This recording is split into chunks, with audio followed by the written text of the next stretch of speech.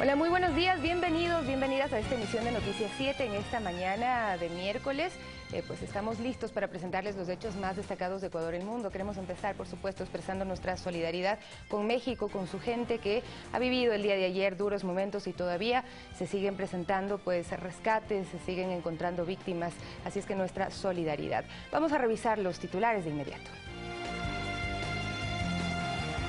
Se inició en Naciones Unidas el debate de los líderes mundiales en el periodo 72 de la Asamblea General. Los ensayos nucleares de Corea del Norte, el terrorismo, la violencia, pobreza y la situación en Venezuela marcaron el primer día de debate. Y por primera vez en 10 años, un presidente ecuatoriano acude a las Naciones Unidas para presentar su propuesta de gobierno. La fecha en que se llevará a efecto la consulta popular dependerá de la Corte Constitucional y el tiempo que se tome para emitir un dictamen favorable. Mientras un terremoto de magnitud 7.1 en la escala de Richter sacudió a México, hasta el momento se reportan 216 muertos.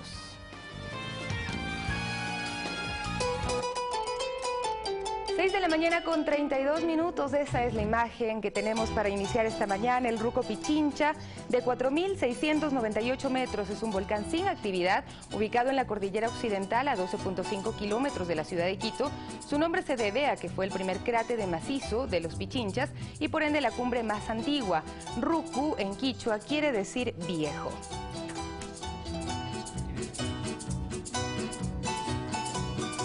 Y para nuestro espacio de entrevistas, el día de hoy, junto a Carlos Rabascal, contaremos con la presencia de Jorge Guatet, presidente de la empresa Coordinadora de Empresas Públicas, para hablar sobre las acciones que se tomarán de acuerdo al proceso de austeridad. Además, Mauricio Proaño, asambleísta de Alianza País e integrante de la Comisión de Desarrollo Económico Productivo y la microempresa, dialogará respecto al anuncio de una consulta popular. Contaremos además con la presencia de Luis Fernando Torres, asambleísta social cristiano e integrante de la Comisión de Justicia y Estructura del Estado, quien hablará con nosotros sobre la investigación por una supuesta injerencia en la justicia. Y finalmente nos acompañará Hassan Bekdakt, presidente de HJ Bekdakt, con el tema de Ecuador Oil and Power 2017. A partir de las 7 de la mañana, junto a Carlos Rabascal, las entrevistas en Noticias 7.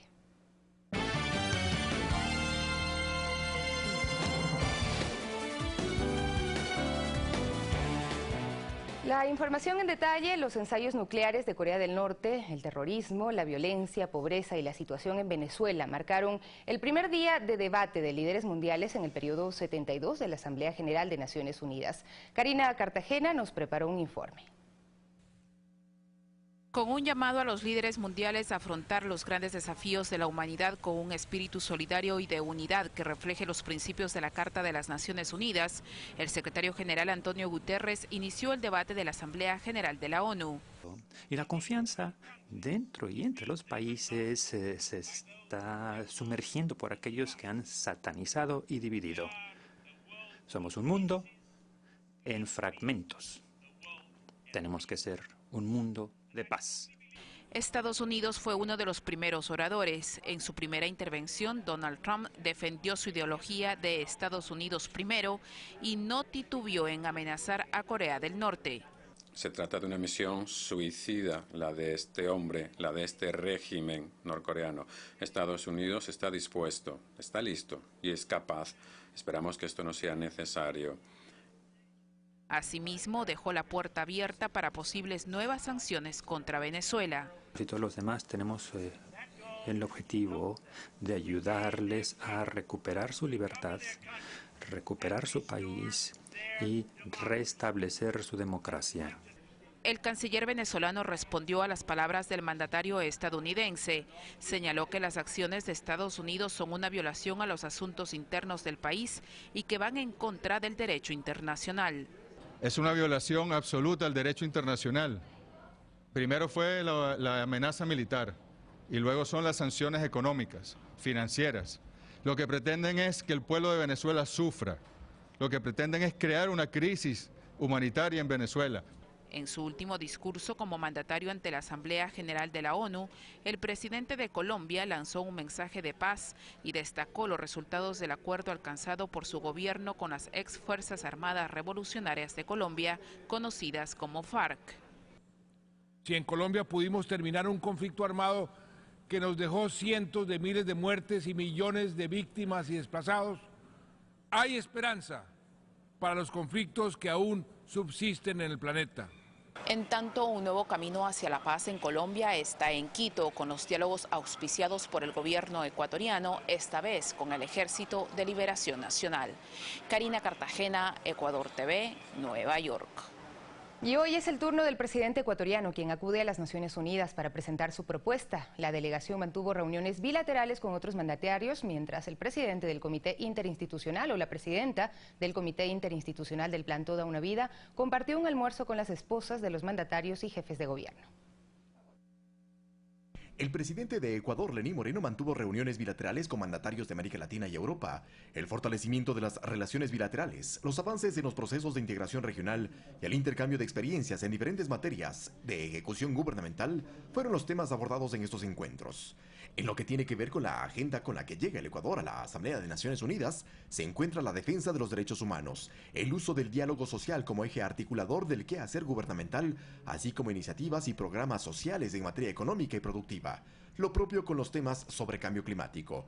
Rocío González de Moreno, como presidenta del Comité Interinstitucional del Plan Toda una Vida y parte de la delegación ecuatoriana, participó de un almuerzo en el que se valora la industria textil como factor de desarrollo de mujeres y niños a escala mundial. Creo que nuestra principal responsabilidad es usar estos artículos que hacen nuestras diseñadoras, nuestros artesanos. En este espacio, Rocío de Moreno pudo compartir información sobre el Plan Toda una Vida entre las esposas de algunos jefes de Estado. Estamos muy interesados en que este plan, así como se hizo anteriormente, la misión Manuel Espejo, que se apoyó a muchos países en base a nuestras experiencias, ahora queremos compartir este Plan Toda una Vida. Los felicito, creo que tenemos que implementar muchos más programas como esos. Nuestra gente nos necesita. En la delegación ecuatoriana se encuentran, además del primer mandatario y su esposa, la ministra de Relaciones Exteriores, María Fernanda Espinosa, y el ministro de Comercio Exterior, Pablo Campana. La intervención de Ecuador en este periodo de sesiones de la ONU está prevista para este miércoles. Eduardo Córdoba, Ecuador TV. Y revisamos otro tema, pues la cámara encontrada en la oficina presidencial no transmitía señal de video. Así lo dio a conocer el fiscal Fabián Salazar tras el inicio de una audiencia privada de exhibición del contenido de dicho dispositivo. La verdad.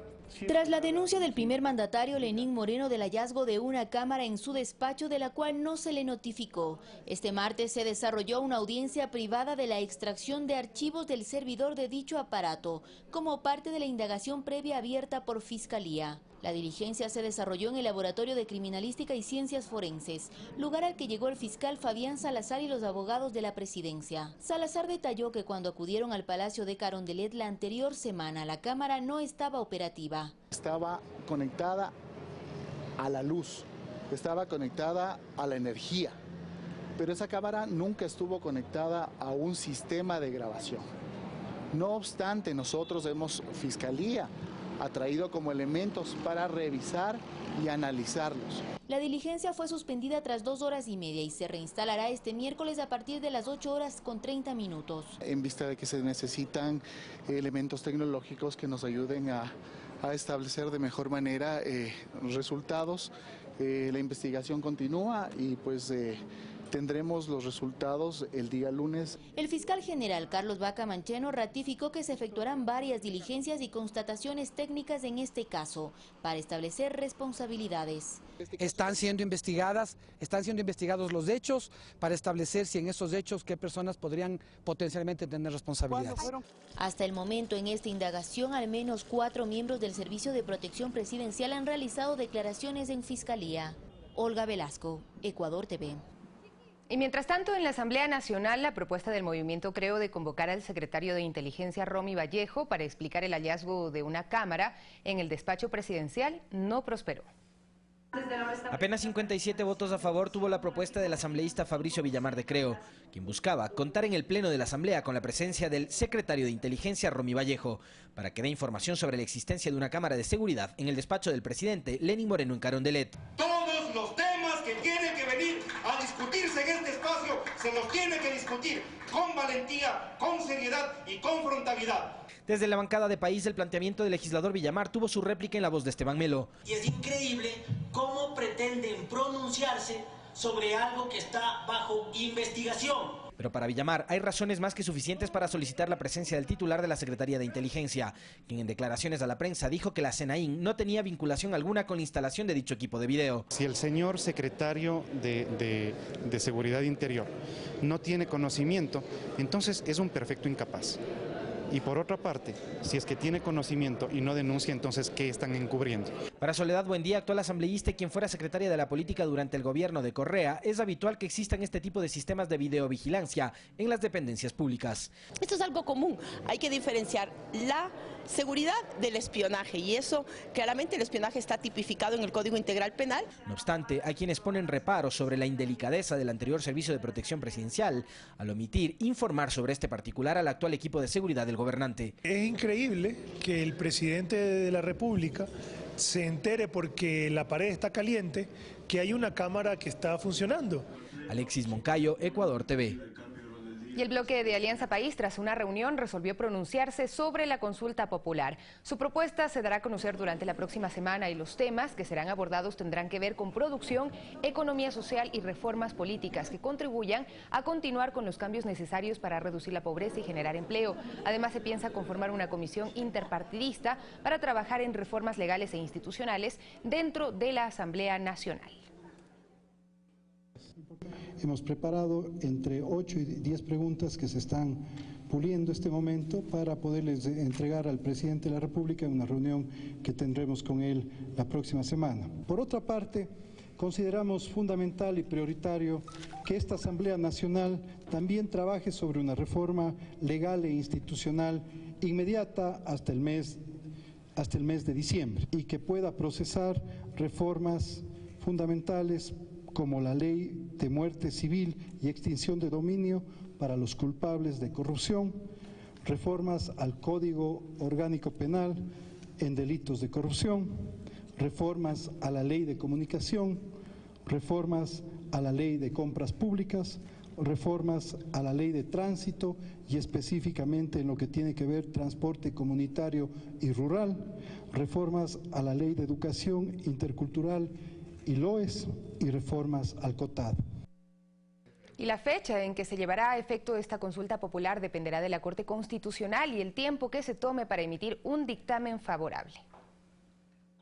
El día en que el gobierno dará a conocer el contenido de las preguntas a la ciudadanía sí está definido. Eso lo dio a conocer este lunes el presidente Moreno. El lunes 2 de octubre presentaré oficialmente el contenido de la consulta. De ahí que dichas preguntas deberán ser enviadas a la Corte Constitucional, organismo encargado de analizar y verificar la pertinencia de las mismas. Y debe emitir un dictamen sobre la constitucionalidad, tanto del procedimiento que se va a utilizar, cuanto de los considerandos de las preguntas y de las preguntas en sí mismas. La Corte tendrá un plazo de 20 días para pronunciarse, el mismo que podría extenderse dependiendo de cuánto les tome el sorteo y asignación de un juez constitucional, que será el encargado de elaborar el informe que será puesto a consideración de todos los magistrados. Y este tiene 20 días desde que recibe el expediente en su despacho para emitir el informe y la Corte a su vez para pronunciarse con el dictamen de constitucionalidad. Esto es un tema importante. Una vez que la Corte emita el dictamen de control constitucional, este pasará al Ejecutivo. Tendrá que emitir un decreto ejecutivo. Una vez que emite este decreto ejecutivo, solo allí ordena y da competencia al Consejo Electoral para que prepare la elaboración del llamamiento a la consulta. De ahí que le corresponderá al Consejo Nacional Electoral poner en marcha el proceso. 15 días para convocar como plazo y 60 días para la realización del proceso electoral. Esos son los plazos del Consejo Electoral. Cuando aún no hay certezas de los temas y el número de preguntas que incluirá la consulta, en la función electoral no tienen definido un presupuesto ni plan operativo alguno. Alexis Moncayo, Ecuador TV. 6 de la mañana con 45 minutos. La defensa de Fernando Villavicencio insiste en la vigencia de las medidas cautelares de la Comisión Interamericana de Derechos Humanos. No obstante, el jurista Gonzalo Silva aclara que este es un organismo administrativo. Es por ello que la orden de prisión en su contra está vigente. Desde la Fiscalía General se quiere dejar claro cuál es la situación del ciudadano Fernando Villavicencio. Sobre él pesa una orden de detención y por eso se ha dispuesto su captura, la cual deberá ser ejecutada por la Policía Nacional. La policía tiene que cumplir contra cualquier ciudadano, no solo contra el ciudadano Fernando Villavicencio. Un operativo está montado en los exteriores del edificio donde Villavicencio tiene su domicilio. El mismo está ubicado en las avenidas Naciones Unidas y América en el norte de Quito. comenzó la noche del lunes y ahí los uniformados verifican cada uno de los vehículos que salen desde el parqueadero, pues el paradero de Villavicencio volvió a ser incierto. No he podido contactarme con él todavía, entiendo que los abogados están, van a presionar en la corte para que se pronuncie. Su abogado Ramiro García argumenta además que su defendido posee medidas cautelares dictadas por la Comisión Interamericana de Derechos Humanos, las cuales deberían respetarse, asegura. A efecto que no se dé ejecución, a la orden de prisión preventiva. ¿Y entonces cómo queda este operativo que se está realizando justamente los exteriores? Bueno, esta es una violación más de derechos humanos. Sin embargo, para el jurista Gonzalo Silva, esta disposición de la CIDH no es vinculante para el Estado ecuatoriano y su sistema de justicia. Porque es la decisión de una comisión que es del campo administrativo. Aquí hay una soberanía, hay jueces. Villavicencio había salido del Ecuador vía terrestre con destino a Perú el pasado mes de abril. Luego de 5 meses apareció en una rueda de prensa donde denunció presuntos actos de corrupción en los procesos de venta petrolera realizados por el gobierno anterior. Alex Llanos, Ecuador TV. También les contamos que César Montúfar se convierte en el primer acusador particular en el caso que vincula al vicepresidente de la República, Jorge Glass, con Odebrecht. Montúfar pide ampliar las investigaciones, acciones que serán impugnadas por la defensa del segundo mandatario. Tras ser aceptada por el juez Miguel Jurado Favara la acusación particular de César Montúfar en las investigaciones de asociación ilícita por el caso Odebrecht, el ex asambleísta entregó ante la Fiscalía General un pedido para ampliar las diligencias del proceso. Como la incorporación al proceso, al expediente de las declaraciones, delaciones, testimonios, interrogatorios de los exfuncionarios de Odebrecht. Vamos a pedir que se incaute los sistemas de teléfono y computadora, no solo del procesado vicepresidente Jorge Glass, sino también de su asistente personal.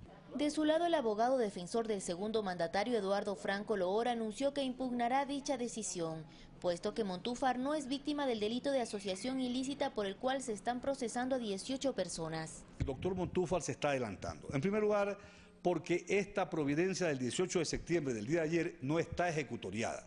Nosotros tenemos 3 días y mañana es el segundo día, vamos a impugnarla y vamos a pedir la revocatoria inmediata porque atenta contra el debido proceso penal. Montúfar adelantó que no descartará solicitar una reformulación de cargos en contra del vicepresidente. Que el juez Miguel Jurado Favara llame a audiencia para que se dé la reformulación de cargos, no solo asociación ilícita, sino también asociación ilícita en concurso con peculado, concusión, tráfico de influencias, lavado de activos. Procesalmente considero que en este momento no procede la reformulación de cargos porque estamos ya al terminar esta etapa de instrucción. Él asevera eso y mucha gente dice de eso, pero sin ningún fundamento. Como parte de las diligencias solicitadas en el caso, este miércoles se receptarán testimonios anticipados de 4 personas. Entre ellos el testigo protegido que fuera colaborador de Ricardo R., tío del segundo mandatario y quien también forma parte de los procesados. Olga Velasco, Ecuador TV.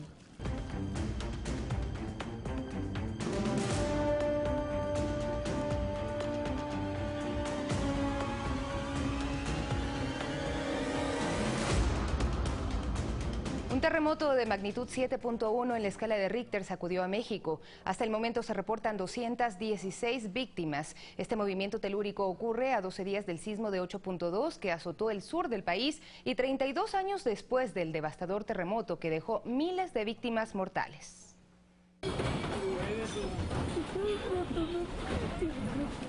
Escenas de pánico vivieron los mexicanos cuando un terremoto de 7.1 grados en la escala de Richter sacudió al país azteca. El hecho se registró a las 13 horas con 14 minutos hora local. Su epicentro se localizó a 7 kilómetros de Chiatloa de Tapia, en el central estado de Puebla, en el límite con Morelos, a una profundidad de 57 kilómetros y fue sentido por más de 15 millones de personas. Esta explosión fue captada en la Ciudad de México. Se trata de una fábrica que fue arrasada por las llamas producto de una fuga de gas. En las calles, en medio del terror, la gente observaba la caída de fachadas como la del edificio donde funcionaba el Servicio Nacional de Empleo. También quedó grabada la desesperación de quienes estuvieron cerca de esta edificación, que pudo ser evacuada 5 minutos antes de colapsar. Que se salgan, la pared se rompió, que se salgan. Que se salgan, se va a caer, se va a caer. Dios mío, Dios mío, Dios mío, Dios mío. En una de las principales avenidas como la Insurgentes en la capital se observan los escombros que dejó el movimiento telúrico. Según información oficial, 29 estructuras quedaron totalmente destruidas. Más de 100 personas se encuentran como desaparecidas. Muchos de ellos son niños y niñas que quedaron atrapados en el colegio Enrique Rebsamen, que sufrió graves daños en la colonia del Valle. Los equipos de emergencia junto a la ciudadanía ayudan a rescatar a los que quedaron sepultados. Espantosamente horrible. Creo que superó, para mí la violencia superó al de la otra noche, al del jueves de la noche. Un golpe muy fuerte que se vio hacia abajo y pues sí me puse un poco nerviosa y estaba atrapada en el tercer piso y una amiga que está allá en el cuarto piso y tratamos de salir. Yo le agradezco a mi Padre Dios que nos tiene aquí por algo. Al menos 44 personas han sido rescatadas con vida. Un perro también salió ileso en medio de las ruinas tras la caída de infraestructuras.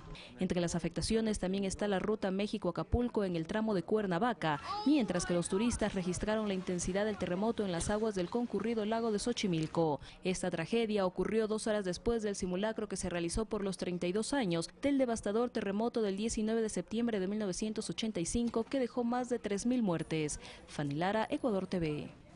Y por supuesto el Gobierno de México activó los protocolos de seguridad y el comité de emergencia. Varios mandatarios expresaron su solidaridad, entre ellos el presidente Lenín Moreno. El presidente de México, Enrique Peña Nieto, activó el comité de emergencia. El terremoto lo sorprendió mientras se encontraba rumbo a Oaxaca para constatar los avances tras el sismo de 8.2 de magnitud del pasado 7 de septiembre y que este lunes tuvo una nueva réplica. Luego de conocer la noticia, se regresó a la capital.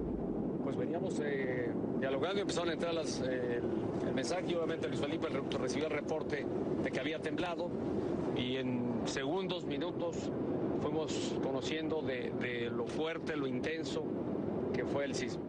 Varios mandatarios, como el presidente de Ecuador, Lenín Moreno, manifestaron su respaldo a los mexicanos. A través de su cuenta de Twitter dijo: nuevamente la tierra tiembla en la Ciudad de México, toda nuestra solidaridad con el hermano pueblo mexicano y su presidente. Juan Manuel Santos de Colombia manifestó su solidaridad y el apoyo de los colombianos. Desde Chile, Michelle Bachelet envió un abrazo solidario y aseguró que pueden contar siempre con el apoyo de su país. El presidente Evo Morales de Bolivia indicó sentirse consternado por el terremoto y pidió a los mexicanos fuerza y hermandad, mientras que Nicolás Maduro también expresó su solidaridad en esta hora de tanto dolor y dijo que Venezuela está lista para la solidaridad cristiana y amorosa. En México, sus autoridades anunciaron la suspensión de clases y la activación de los protocolos de seguridad en instituciones públicas y embajadas para conocer si entre los afectados hay personas de otros países. Fanny Lara, Ecuador TV. Y el Papa Francisco también se solidarizó con México y condujo a decenas de miles de personas en oración por las víctimas de este devastador terremoto. En este momento de dolor, quiero manifestar mi cercanía y oración a toda la querida población mexicana.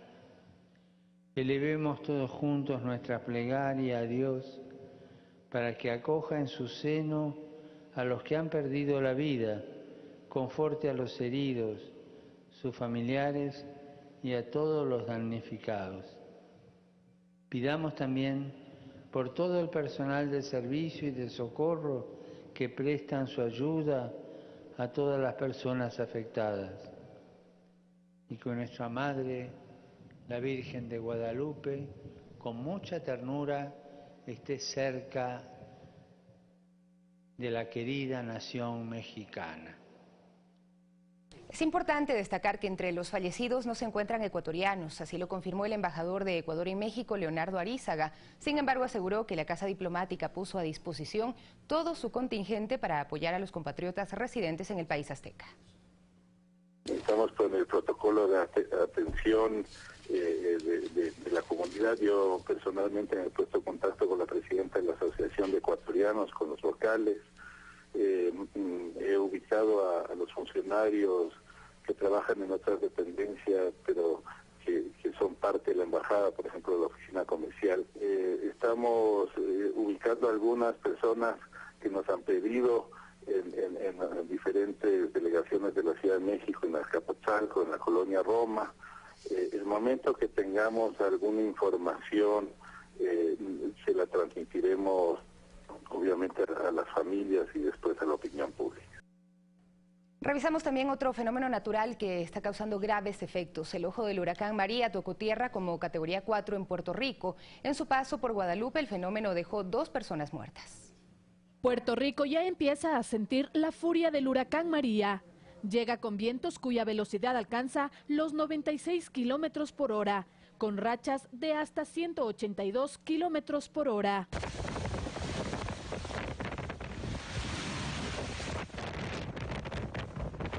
Según los meteorólogos, los vientos extremos se extienden a 60 millas del ojo del huracán y cubren toda la isla. Las autoridades abrieron 500 refugios que acogerán a cerca de 67,000 personas. Y el gobernador Ricardo Rosselló indicó que será un fenómeno extremadamente violento y agregó que los apagones eléctricos comenzaron a multiplicarse desde el martes por la noche, a medida que María se acerca. En su paso por Dominica destruyó gran parte de las infraestructuras, mientras que en Guadalupe dejó 2 muertos y 2 personas desaparecidas.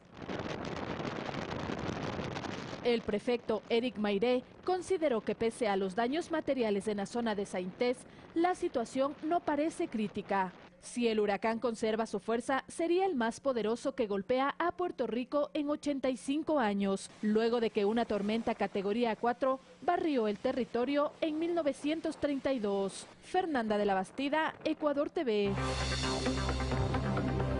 Son las 6 de la mañana con 57 minutos. Vamos a revisar qué titula nuestra plataforma digital de los medios públicos de Ecuador. Empezamos como cada mañana con la revisión de Andes, la agencia pública de noticias del Ecuador. Estos son los temas que se destacan.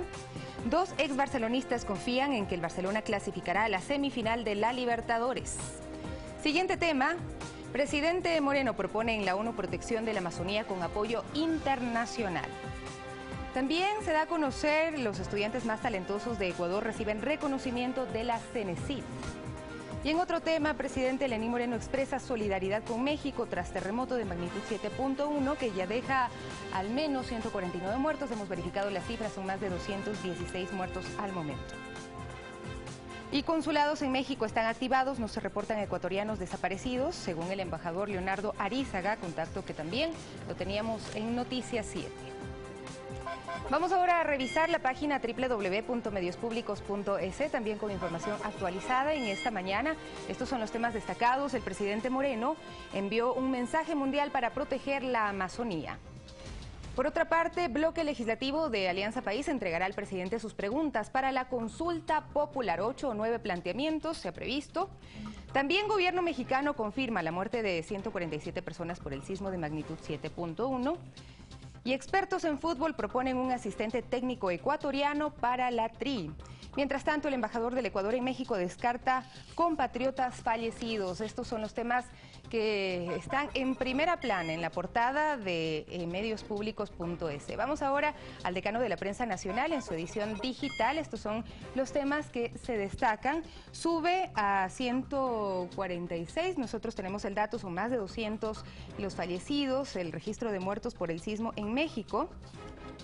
Y en otro tema también, Panamá detectó nexo entre Odebrecht y Ricardo R. 2 transferencias por $250,000 y $234,000 se detectaron. La Fiscalía ecuatoriana ya recibió la asistencia penal de Estados Unidos. Carlos Vaca dijo que la información será pública. Usted tiene toda la ampliación de este tema en la página de El Telégrafo. También otra información, partidos y colectivos coinciden en la eliminación de la reelección y del Consejo de Participación Ciudadana y Control Social entre las propuestas de la ciudadanía para la consulta popular.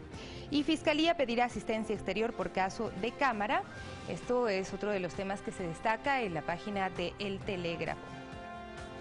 Usted tiene información actualizada las 24 horas del día en nuestra plataforma digital de medios públicos de Ecuador. Vamos en esta mañana a revisar las condiciones del tiempo, cómo amanece el país en este miércoles, mitad de semana.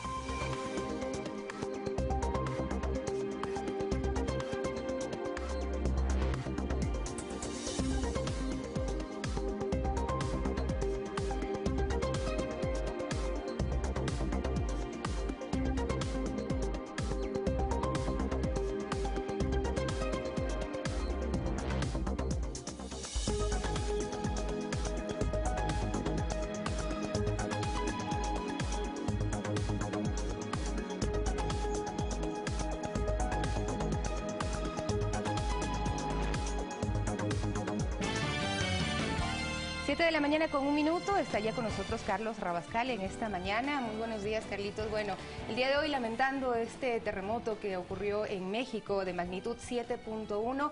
El anterior hace no más de 2 semanas fue de 8.2, pero en esta oportunidad se ha visto mucha más destrucción que en el anterior. Las imágenes son trágicas, ¿no? Y por cierto, nuestro abrazo solidario al pueblo hermano de México, donde las noticias que nos traen son devastadoras. 86 fallecidos en la Ciudad de México, 71 en el estado de Morelos, 43 en Puebla, 2 en Estado de México, 4 en Guerrero y 1 en Oaxaca. Pero además de eso, una noticia trágica a propósito de este terremoto es que una escuela se derrumbó. Más de 21 niños. Más de 20 niños han perdido la vida, ya sus cuerpos han sido rescatados sin vidas. Una tragedia tremenda. Y estas contingencias de la naturaleza, pues nadie las puede controlar. Nosotros lo entendemos muy bien porque el año anterior vivimos también ese terremoto el 16 de abril. Que costó mucho dolor a las familias ecuatorianas. Así es que nuestra solidaridad, porque podemos entender en primera persona quizá lo que los ciudadanos mexicanos están viviendo en este momento. Sí, definitivamente. Y esto, si bien no podemos controlar las contingencias de la naturaleza, pero sí podemos controlar el tema de la protección y el cuidado al medio ambiente, al ecosistema. Hay muchas teorías al respecto, pero no podemos seguir depredando nuestra propia casa, nuestro planeta, Sofía. Ojalá que de este tema también se hable en la Asamblea 72 de la ONU, que es muy importante, ¿no? Que estos temas se planteen, pero en serio. Tengo entendido que el presidente de la República, Lenín Moreno, va a plantear algunos temas en relación, claro, en protección a la Amazonía, pero dentro del discurso integral tengo entendido que va a tratar este tema. Así es. Bueno, estamos entonces pendientes. Enseguida viene Carlos Rabascal con el análisis de las noticias, 4 invitados y varios temas. No se lo pierda enseguida al volver de la pausa.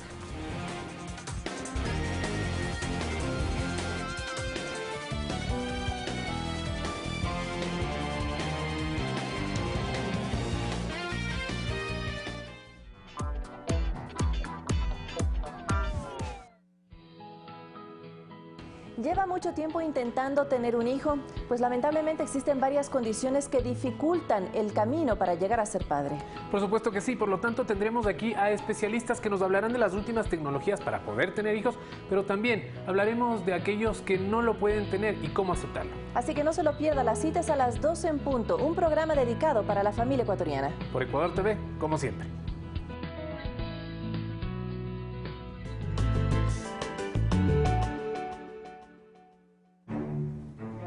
Ana viene cada semana. Que no sé cómo decirle que no va más, que no soy yo, que es él. Que nunca está donde voy, ni hay comunicación que valga. Es triste, no sabe lo fácil que es dejarlo. Acéptalo. No estás obligado a estar con un plan móvil que no te haga feliz. Con CNT, cámbiate al mejor plan de voz por $24,99. Incluye 1.5 gigas, llamadas ilimitadas a todas las operadoras, WhatsApp libre y 150 megas de Facebook. Y si te cambias, llévate 1 giga más al mes por 1 año. CNT. Festival Internacional Escenarios del Mundo. Del 20 al 30 de septiembre.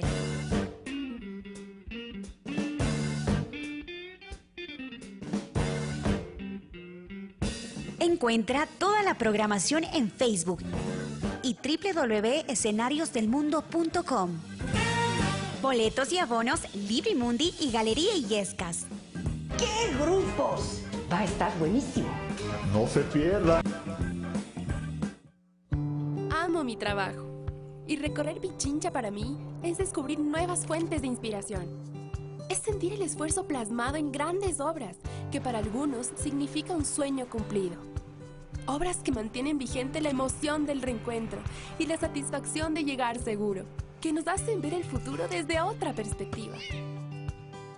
Que rescatan el valor de esa unidad que nos llena de orgullo. Recorrer Pichincha es sentir la tranquilidad del hogar.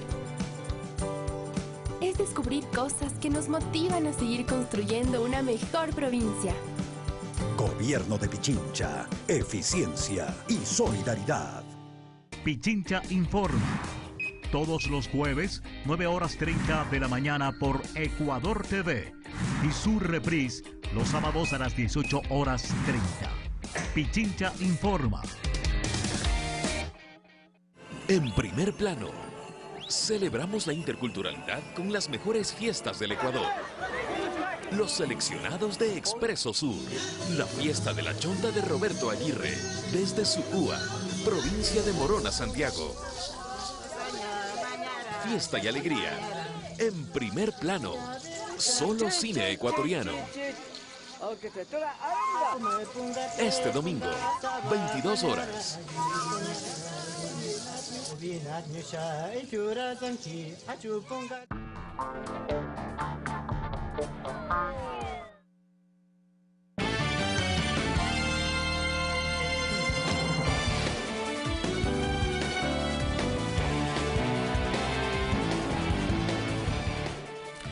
Iniciamos, amigos televidentes, las entrevistas. Tenemos la presencia del ingeniero Jorge Watted, presidente de la empresa coordinadora de empresas públicas EMCO, con quien está con nosotros. Jorge Watted, bienvenido, muy buenos días.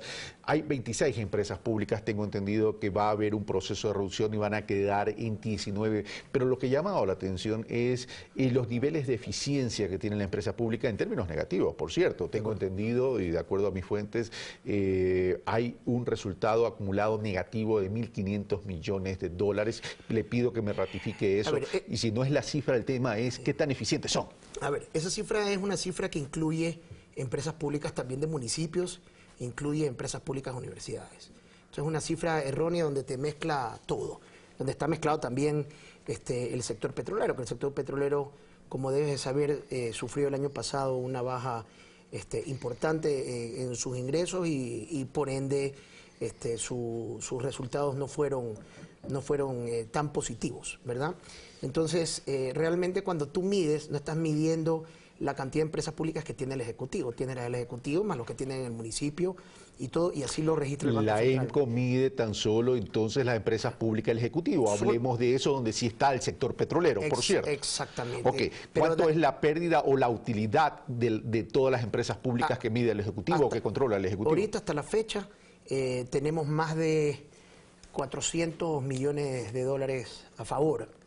A la fecha significa ejercicio 2017. 2017. ¿Cómo cerraron el 2016? El 2016, si no me equivoco, fueron aproximadamente $700 millones a favor. ¿De utilidad? Sí, de rentabilidad en la suma de todo. Solamente CNT te generó aproximadamente $250 millones a favor. Solamente CNT. Entonces, claro, en el momento que se hace la publicación, si no me equivoco, un medio de comunicación, toma las cifras del Banco Central donde está mezclada otro tipo de información que no está relacionada a las del Ejecutivo.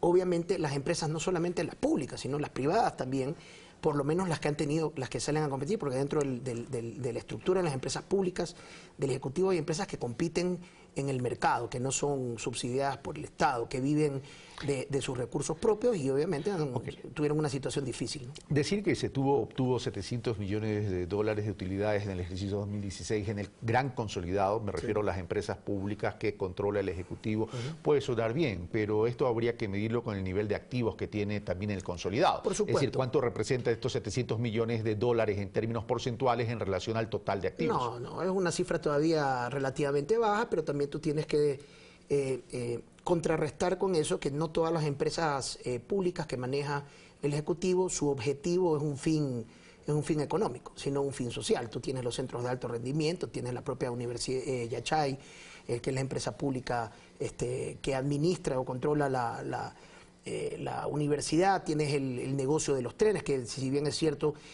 tiene ingresos propios, no es totalmente autosustentable. Tú tienes el tema de los medios públicos, que tiene de hecho un ingreso, un subsidio del Estado por el tipo de comunicación, por la línea editorial, etcétera. Entonces, no todos esos negocios, su objetivo principal es la rentabilidad. El caso de CNT sí, pero el CNT al mismo tiempo subsidia parte del Estado, eléctricas también, etcétera. Bueno, pero vamos entonces a CNT, es decir, $200 millones de utilidad versus una valoración de activos de cuánto para establecer un porcentaje. Bueno, porque en el CNT, independientemente que sea una empresa pública, tiene que ser eficiente, sí, porque compite con empresas privadas en ese sentido. Totalmente, por eso fue la creación del holding de empresas públicas. El holding de empresas públicas, su objetivo es darle ese ambiente o esa visión corporativa a las EP, que comiencen a vivir de sus recursos propios, de buscar de la autogestión. De la autogestión. Ya, pero vamos a mi pregunta. ¿Cuánto representan los 200 millones de dólares de utilidad en relación al nivel de activos de CNT? Los activos de CNT, si no me equivoco, llegan a los 2.000 millones. A los 2.000 millones. Sí, o sea, realmente... O sea, estamos hablando de una utilidad bien baja en relación al total de los activos. Claro. Ahora, no llega ni al 10%, porque el 10% sería 2.000 millones. Sí, pero tú tienes todavía activos que rentabilizar. Tienes inversiones hechas que son a largo plazo, programas hechos que son a largo plazo, que poco a poco van a ir generando mayor rentabilidad. Todas las empresas han entrado en un proceso de comprimirse, tanto en sus estructuras laborales, en relación a sus gastos, en control de inversión, por ejemplo, inversión publicitaria. Solamente con el decreto que vimos la semana pasada o hace 2 semanas, el decreto 135, nosotros vamos a lograr optimizar aproximadamente 180 millones de dólares en relación a gastos de las empresas, ¿no? Otra empresa que ha sido cuestionada en términos de su gestión y en términos de su eficiencia corporativa, empresarial, es TAMI. ¿Es viable la empresa? O sea, la empresa es viable en tanto en cuanto tú tengas y administres el negocio de una forma viable y le des el norte y concentres el negocio donde tiene que ser. Usualmente tú puedes tener un negocio muy bien estructurado, tomas un par de malas decisiones o no haces una buena administración financiera y se te viene un derrumbe. Eso fue básicamente lo que pasó en TAMI. Pero ¿cómo poder tomar decisiones? Jorge Watted, usted viene del sector empresarial privado.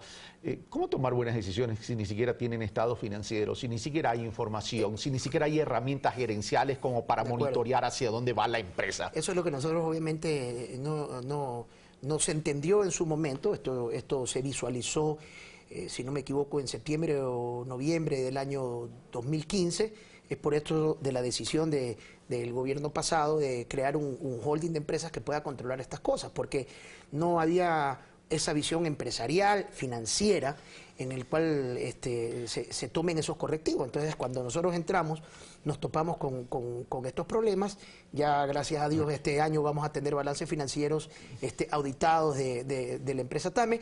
Y TAME está, como lo he dicho ya en varias entrevistas, está en un proceso de reestructuración completa, eliminación de personal, eliminación de rutas, de darle un norte de fortalecimiento de las rutas nacionales que han sufrido muchísimo por el motivo de esas malas decisiones administrativas que se tomaron hace algún tiempo. Pero vamos a eso, y esas son las dudas que se generan en la ciudadanía. A ver, y como ejemplo TAME, solo lo pongo como ejemplo TAME, pero esto se amplifica al resto del universo de las empresas públicas. Es decir, a ver, no hay estado financiero en el 2012, no hay estado financiero en el 2013, no hay estado financiero en el 2014, no hay estado financiero en el 2015, hay que rehacer todo eso. Y bien, gracias, ¿dónde están los responsables? Es decir, ¿cómo uno puede auditar? ¿Cómo puede establecer mecanismos de control interno y de auditoría externa para ver qué se han hecho los recursos, cómo se lo han utilizado y si no ha habido desviaciones de recursos? Porque una cosa son malas decisiones de carácter de negocio que pueden darse, pero los recursos son públicos.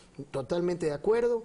Es por eso que nosotros le hemos planteado y le hemos enviado estos informes ya a la Contraloría General del Estado. Yo creo que tienen que haber responsables y por eso al mismo tiempo nosotros estamos trabajando en una reforma importante para el control de las empresas públicas, donde exista intervenciones de diferentes organismos de control que puedan medir estas cosas con esquemas de sanción. Nosotros un poco lo comparamos esto como funciona la banca pública, en el cual tú no presentas un estado financiero y su gerente general o su presidente ejecutivo inmediatamente es sancionado o destituido. Estas cosas no tienen el día de hoy las empresas públicas y nosotros desde el año pasado hicimos una estructura, un planteamiento y el cual se está trabajando en un solo paquete para enviarlo a la Asamblea en su momento y hacer un marco de control permanente de cada una de las empresas públicas. Pero más allá de la intervención de la Contraloría, siendo empresas públicas del tamaño que son, y porque aquí no solo cuestiones de hablar de TAME, está el tema de CNT, que es un monstruo. Bueno, Petroecuador, está Petroecuador, Petroamazonas, etcétera, etcétera. Deberíamos contar también con auditorías internacionales sobre este tema. Es decir, a ver, hoy en día se habla de irregularidades en el sector petrolero. Pero hoy se habla también de temas que pudiesen poner en duda la comercialización del petróleo. Yo lo vengo hablando esto desde hace algún tiempo y se lo toqué en una entrevista al expresidente de la República en el tema de la comercialización del petróleo. ¿Quién controla esos modelos de gestión? Bueno, usualmente la estructura o el negocio manejaba el departamento de comercialización. De comercio internacional. Pero a la buena de Dios, no hay parámetros, no hay controles internos. En conjunto con la administración. Por eso, como te digo, toda esa información nosotros la hemos levantado, hemos pedido las respectivas auditorías y lo que estamos planteando en estas reformas son auditorías un poco más rápidas, más profundas, más de forma un poco más permanente para poder hacer revisiones mucho más profundas que puedan evitar este tipo de temas. El EMCO como tal, tanto en su competencia dentro del directorio, de la mano con el Ministerio de Hidrocarburos, en el caso de Petroecuador, con los propios representantes de la Presidencia de la República, el día de hoy, previo a cualquier decisión, hacen filtros totales en relación a las decisiones que se vayan a tomar a nivel de directorio para evitar que estas cosas pasen. Entonces, los indicadores en las empresas públicas entre el 2016 y el 2017 en relación a su estructura financiera, de control, etcétera, han ido cambiando, han ido variando, han ido mejorando, han ido cumpliendo tanto en sus informes trimestrales y todo para que se puedan transparentar esas cifras, porque al final de cuentas son cifras que tienen que ser de interés nacional y se tiene que compartir con la ciudadanía. Esquemas de transparencia que se puedan entregar para que la gente pueda libremente observar esa información. Es parte de todo el proceso de control que trabajamos dentro del holding. Ahora, en el tema del sector petrolero, Petroecuador y Petroamazonas, ¿cuentan ya con estados financieros? ¿Siempre han tenido o también han tenido la misma suerte de TAME? Encontramos de que los estados financieros no habían sido también controlados a su debido tiempo y auditados. Ya hoy están en proceso y en terminación de las respectivas auditorías. Auditorías externas. Externas. Hoy, cuando se hacen las auditorías externas, son usualmente auditorías que son revisadas y calificadas por la Contraloría General del Estado. Y esas ternas son enviadas a las empresas públicas y sobre eso las empresas públicas contratan. Y usualmente no son cualquier auditora, son auditoras que realmente son firmas internacionales de alto prestigio que hacen las respectivas auditorías y con eso la transparentación de cifras. Al día de hoy, hasta el 2015, ya está el 100% en procesos de auditoría y entrega, porque habíamos encontrado un retraso el año pasado inmenso en relación a estas auditorías, y el 2016 ya están enviadas también todas a contratarse para poder tener las cifras hasta este año. Ya voy terminando, por efecto de tiempo tengo 3 invitados más. En el tema Yachay llama la atención algo, Jorge Guatet, y es el informe de Jorge Martínez, del gerente actual de Yachay EP. Me refiero a la empresa pública Yachay, no me refiero a la universidad. Porque habla de eventuales sobreprecios en términos de precios unitarios en determinados rubros, habla de ineficiencia. Es decir, ¿tuvimos que esperar un informe de un nuevo gerente para poder detectar todo esto? Bueno, cuando tú tienes una empresa pública administrada por X cantidad de tiempo, esa información obviamente no fue transparentada en su momento. No fue transparentada. Sí, en su momento nosotros, por lo menos en el poco tiempo que tuvimos, no encontramos esa información. Sin embargo, yo lo que esperaría es que ingresen los organismos de control y revisen esas cifras presentadas. Hay, como muy bien lo pudimos observar con la visita del presidente de la República, hay ciertas cosas que hay que cambiar. Entiendo que está también la Asamblea haciendo sus respectivas observaciones y revisiones de toda esta información, de todo lo que está sucediendo, que se hagan los respectivos correctivos y que la EP como tal, porque la EP funcionaba para traer inversión extranjera, traer empresas de tecnología y para construir la universidad. Entonces, yo sí creo que hay que un poco enrumbar en relación a las prioridades de la universidad. Esto también fue observado el año pasado, si no me equivoco, por el propio presidente de la República, y hacer los respectivos correctivos, ¿no? ¿Qué va a pasar con los medios incautados? TC Televisión, Gama TV, Cablevisión, que por cierto se les debe cualquier cantidad de plata a los empleados, no se les ha hecho los aportes a la seguridad social.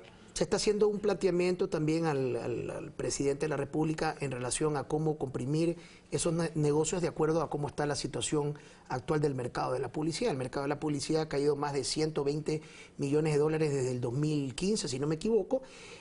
Han reducido obviamente sus ingresos, no solamente esos medios de comunicación, sino también el mercado en general, y comenzar a tomar decisiones sobre con qué te vas a quedar y con qué no te vas a quedar, y qué es lo que hay que liquidar y qué es lo que no hay que liquidar, qué es lo que hay que reducir, cuántos recursos se necesitan para eso, y obviamente ser muy creativo de dónde vamos a sacar esos recursos. Hay que limpiar varios pasivos que tienen esas empresas que la venían arrastrando, si no me equivoco, hay algunos pasivos que se vienen arrastrando desde la época de la incautación. Hay otros que se han ido generando en el tiempo. Nosotros tenemos un plan de acción para poder ir limpiando esto e ir comenzando a reducir su tamaño, ir teniendo que reducir la estructura de su personal y adecuándose para el mercado. Okay. Si tú tienes un negocio que estaba estructurado para vender 15 millones de dólares, pero el mercado te da para vender 10, tú tienes que reducir tu negocio para ese tamaño. Y eso es lo que estamos haciendo con cada una de ellas. Jorge Guate, muchas gracias por estar con nosotros. A ti, Carlos, y bueno, te veo el día de hoy vestido con corbata amarilla, supongo que debe ser por el partido que se está jugando el día de hoy. Yo sé que eres emblecista como yo. Y además también un saludo para todos los mexicanos y también la gente de Puerto Rico que está sufriendo el embate del huracán Puerto Rico, así es. La corbata amarilla era para hacer juego con Sofía Montoya. Sí, sí la veo también, sí la veo que estaba barcelonista el día de hoy también. Gracias, Jorge Guate. Hacemos una pausa y regresamos con Mauricio Proaños, asambleísta, integrante de la Comisión de Desarrollo Económico y Productivo de la Microempresa, para hablar sobre el anuncio que hizo el presidente de la República en relación a la consulta popular. Venimos de inmediato.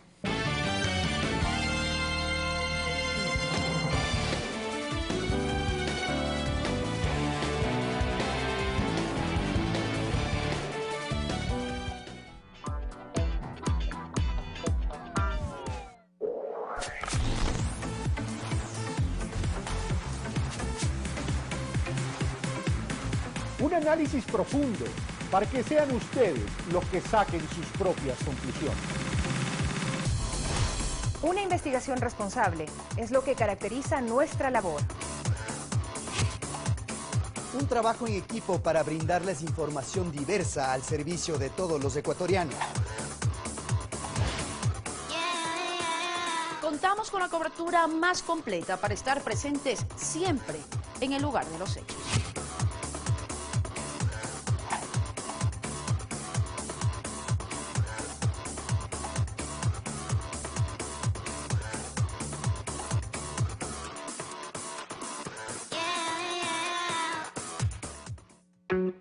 ¿Viste cómo reaccionas cuando recibes más bonos por tus recargas? Con Chip Más de CNT, por tus recargas desde $6, tienes WhatsApp por 30 días. Que no te consume de tu saldo. Chatea y navega al mejor costo. Únete al prepago que puede más. CNT. Una travesía en busca de compatriotas. Ecuatorianos en el mundo, con Galo Arellano. De lunes a viernes, 20 horas.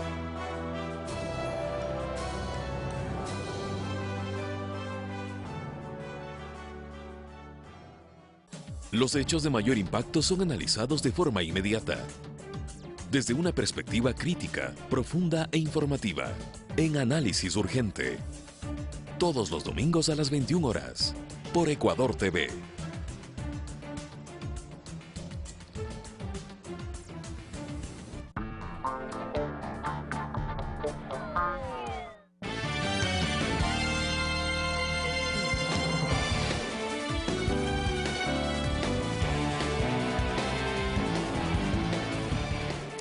Mauricio Proaño ya se encuentra con nosotros, asambleísta, integrante de la bancada de Alianza País y también miembro de la Comisión de Desarrollo Económico Productivo de la Microempresa. El anuncio del presidente de la República el día lunes en relación a que la consulta popular generó ya algunas reacciones en la ciudadanía, en sectores de la política, pero también en sectores de la bancada de Alianza País. El día de ayer ustedes salieron a una rueda de prensa liderada por el presidente de la Asamblea, José Serrano, donde ya plantean algunas inquietudes, diría yo, bastantes inquietudes en términos de propuestas de preguntas y de temática. Pero hay un gran signo de interrogación en la ciudadanía y en los distintos sectores políticos. ¿El bloque de Alianza País apoya al régimen? ¿Se sienten parte del mismo proyecto político? Comienzo por ahí, porque eso es importante para poder evacuar las inquietudes y para poder hablar qué tanta sinergia hay entre lo que ustedes están planteando y lo que va a plantear el presidente de la República. Sí, bueno, gracias por la entrevista, Carlos. Primero, un saludo fuerte y solidario al pueblo de México. Y Puerto Rico también. Y Puerto Rico, sí, también. México, donde yo pude hacer los estudios de posgrado. Gente muy buena, gente trabajadora, y con estos problemas creo que es importante dar este mensaje de solidaridad y también el apoyo que necesita ese pueblo. Bueno, el bloque de país ha sido muy claro siempre y ha estado planteando que nosotros respaldamos los principios del movimiento país y lo que es el plan de gobierno, dentro que se enmarque de toda la consulta, que estamos totalmente de acuerdo. Nunca hemos dicho que estamos en contra de una consulta popular, pero sí estamos de acuerdo en que no se disminuya derechos, y que si va una consulta a disminuir derechos de los ciudadanos y ciudadanas ecuatorianos, nosotros no estaríamos de acuerdo, y es por eso que tenemos líneas claras que el bloque ya ha puesto, y sobre esas se va a trabajar. Si en eso existe una consulta en donde las preguntas ayudan a la ciudadanía, ayudan a mejorar la parte de la Constitución, el respaldo es del bloque. ¿Cuáles son las líneas matrices de lo que ustedes plantearon el día de ayer para proponerle al presidente de la República? Porque el propio presidente de la República dice, envíenme hasta el 26 de septiembre. Es decir, ¿cuáles son entonces esas líneas matrices que ustedes están planteando? Como ayer indicó el presidente de la Asamblea Nacional, nosotros tenemos, están redactando y mejorando las propuestas. Son cerca de 12 preguntas que se va a enviar también al Ejecutivo como parte de la Asamblea Nacional y parte del bloque, ¿no? Pero también hemos dicho que no solamente ese es el trabajo que tiene que hacer la Asamblea. Hemos planteado también nosotros unas leyes que tienen que ser relacionadas con la ciudadanía y activar. Mientras se genera la consulta, nosotros tendremos la presentación. Espero que en el día de hoy, hasta el día de mañana, tengamos ya la revisión de las preguntas que vamos a hacerlo, pero también vamos a seguir avanzando en temas de la legislación, que es necesario no solamente... Ya, pero el tema de la legislación es inherente a la competencia de ustedes. Vamos a lo siguiente. Ustedes ayer hablaron reformas a la ley de la plusvalía. ¿En qué consistiría esa reforma? Bueno, lo que hemos dicho es que en la ley de plusvalía vamos nosotros siempre a tener, si no tenemos información precisa, hay que tener información sobre eso. Una ley nueva, que no se ha visto efectos, que se le culpa por el desempleo en la parte de construcción. Cuando uno se revisa las estadísticas de los 10 años, no ha habido ninguna disminución, entre 7.8, 8.2, mantenido el empleo. Sí, había 2 años, creo que es 2013, 2014, que hubo un incremento grande porque hubo mayor precio de petróleo y hubo mayor inversión, pero luego baja a un nivel que siempre se ha mantenido. De los datos que se tiene, no hay información de que ha afectado más que creo que una recolección de cerca de 2 millones o 3 millones de dólares, que eso va a los fondos de becas de los estudiantes ecuatorianos. O sea, no es un tema que afecta en una forma grave, pero que sí va dentro de la línea como están haciendo los países europeos, que están hablando de una ley de plusvalía, porque las inequidades que se va dando en este mundo globalizado es fuerte y debe tener leyes en donde la redistribución de la riqueza vaya también a las zonas más desposeídas. A ver, Mauricio Prado, si el tema dice, de acuerdo a los datos, no hay mayores afectaciones, el sector de la construcción dice lo contrario a lo que me estás diciendo tú me hablas de datos, pero el tema entonces, ¿por dónde pasaría la reforma que ustedes van a plantear desde la Asamblea Nacional y específicamente desde la bancada de Alianza País? Esto significaría entonces que ustedes le van a poner más énfasis a castigar al concentrador y tenedor de grandes tierras rurales y para evitar la urbanización de lo rural. Bueno, eso está dado ya en la ley de tierras. Sí, pero de una forma muy... No, claramente cuando uno quisiera aplicar la ley tiene su función social y ambiental. Y ahí en eso, dentro de ese estudio, y está el reglamento también, entonces uno se puede hacer. Pero yo no creo que va por ahí. Los municipios establecen ordenanzas y urbanizan lo rural y adiós ley de tierra. Sí, pero por ejemplo, sí, hay casos de, por ejemplo, municipios que ya con la ley que les prohíbe suelos agrícolas de aptitud agrícola fuerte, han puesto ya campos industriales. Bueno, ahí vamos nosotros a hacer la demanda y vamos a hacer la denuncia. Okay. ¿Por qué no pueden hacer ¿Por dónde pasan las reformas planteadas? Entonces? Las reformas yo creo que es más en este tema. Hay un tema fuerte, por ejemplo, la redistribución de la riqueza dentro de la distribución de los presupuestos dentro de los municipios, ¿no? Por ejemplo, yo estoy proponiendo de que existe una reforma en cuanto al presupuesto del Estado no incluya solo el número de personas por territorio, sino que debe ser por déficit de necesidades insatisfechas que existen, ¿no? Se supone que eso ya existe. No existe porque se da sí, pero se da en base el presupuesto a habitantes por cada territorio. Pero tú me estás hablando de reformas al interior de la gestión de la Asamblea Nacional Legislativa. Yo estoy hablando de la consulta popular. Sí, la consulta popular. Nosotros hemos dicho claramente, por ejemplo, si el tema de la reelección indefinida, que es uno de los temas que parece, pero todavía no tenemos el tema, más ha sido una posición de la oposición y de los medios de que ese es un punto importante. Nosotros creemos que si viene una reforma constitucional que es dedicada a una persona, nosotros no vamos a seguir eso. Hay un dictamen de la Corte Constitucional cuando se hizo las enmiendas, en donde demuestra de que era corregían el tema de lo que es el derecho a ser elegido o elegir o ser elegido. Mauricio Proaño me dice, si esto está dirigido a una persona, no estaríamos apoyando. Esto significaría que la eventual propuesta de eliminación de la reelección indefinida tendría que ser para todas las dignidades de elección popular. Sí, o de no hacerlo, porque ya la Corte Constitucional indicaba que la Constitución dice, y no dice tiempos, dice que puede ser electo las veces que sea, no dice ni periodos de 5 años ni de 4 años. Entonces, cuando se hizo esta enmienda, se hace un reconocimiento del derecho que tienen los ecuatorianos y ecuatorianas. Y si se pone un límite, ya es una cuestión de poner una traba al derecho. Eso ya la Corte Constitucional en el dictamen que dio cuando se... Pero ¿cuál es la esencia del derecho? El derecho es a ser elegido, ¿sí? No el derecho es a permanecer. Sí, no, pero la gente es la que decide. Ok, entonces ¿estarías de acuerdo con que se consulte a las personas? Y ha habido pruebas en que ha hecho una labor un alcalde, y a la siguiente elección la gente mismo ve que no está de acuerdo a las criterios de ellos y le dice gracias y no le elige, ¿no? El otro tema que se está planteando es el Consejo de Participación Ciudadana, en términos de designación de organismos de control y en términos de transparencia, en términos de independencia y autonomía de las funciones. Sí, yo creo ahí sí que ha habido, eliminarle el Consejo de Participación, creo que no.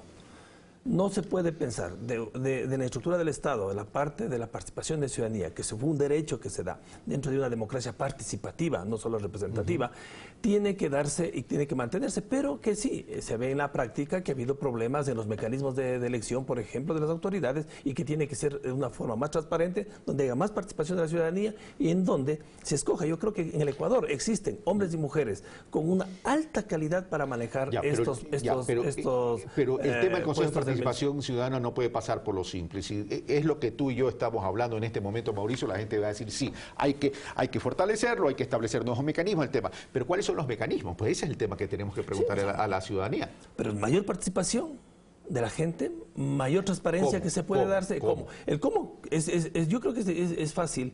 Cuando si habla de ciudadanía, lo que tiene que buscar es que se postulen gente que no ha estado, por ejemplo, en partidos políticos, que han sido gente que en la prueba de su trabajo como juez, como en el trabajo de la parte de jurisprudencia, ha sido una gente probo en esto y que ha sido gente reconocida por la ciudadanía. Y ahí tiene que haber todo un sistema en cuanto a la ciudadanía, puede también indicar que si está de acuerdo o no está de acuerdo, pero tenemos que tener una forma. Por eso yo no creo en que la Asamblea tiene que elegir estas autoridades, porque ahí va a ser lo mismo que antes. La mayoría pone a una autoridad, luego para poder negociar la mayoría con otros tendrá que ahí subastar quién va a las otras autoridades, y eso sigue con un proceso de que no es claro para el país. Tiene que haber, la ciudadanía tiene que participar también en esto para dar transparencia y claridad a las elecciones. Como uno de los temas de lucha contra la corrupción, ustedes están proponiendo el tema de la muerte civil.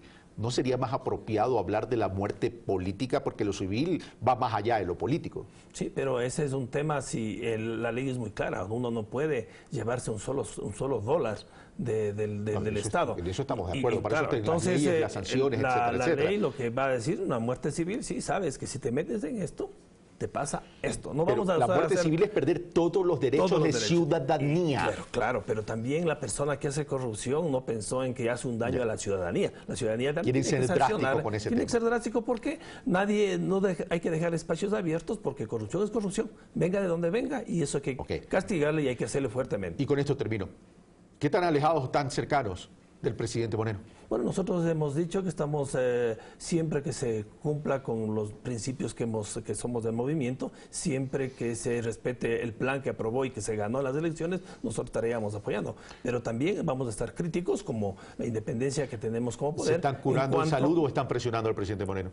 Nosotros estamos haciendo lo que nos corresponde. Legislar y ver que políticamente tengamos un cumplimiento. No estamos en ninguna presión. La presión viene de la oposición.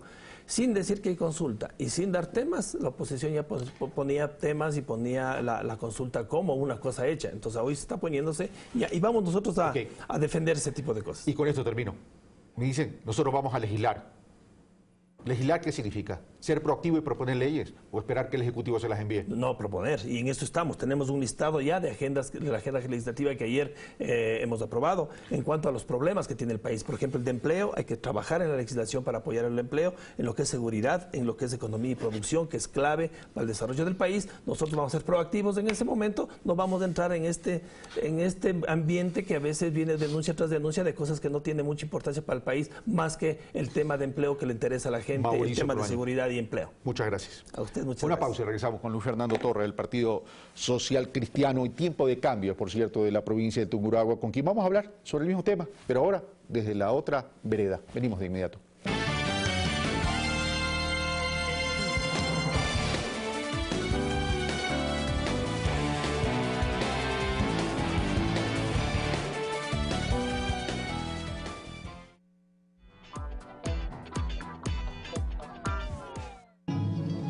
Este sábado, sus ojos nunca han visto la hermosura del cielo, ni la belleza del mar.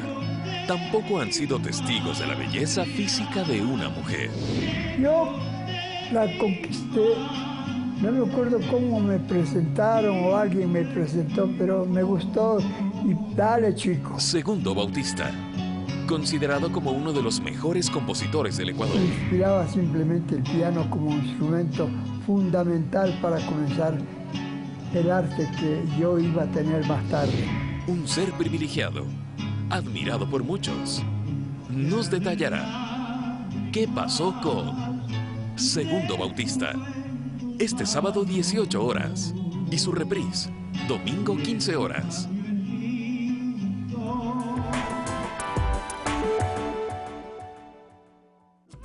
Hoy conoce el Cantón Guamote, un rincón andino del Ecuador. Y aquí se dice que el Cumandá regresó y por esa razón hay una huella que se llama la pisada de Cumandá. Podemos decir que Guamote está catalogado por ser uno de los cantones en la que la feria regional es uno de los primordiales que dinamiza el cantón. Ecuador Multicolor. Hoy, 14 horas 30.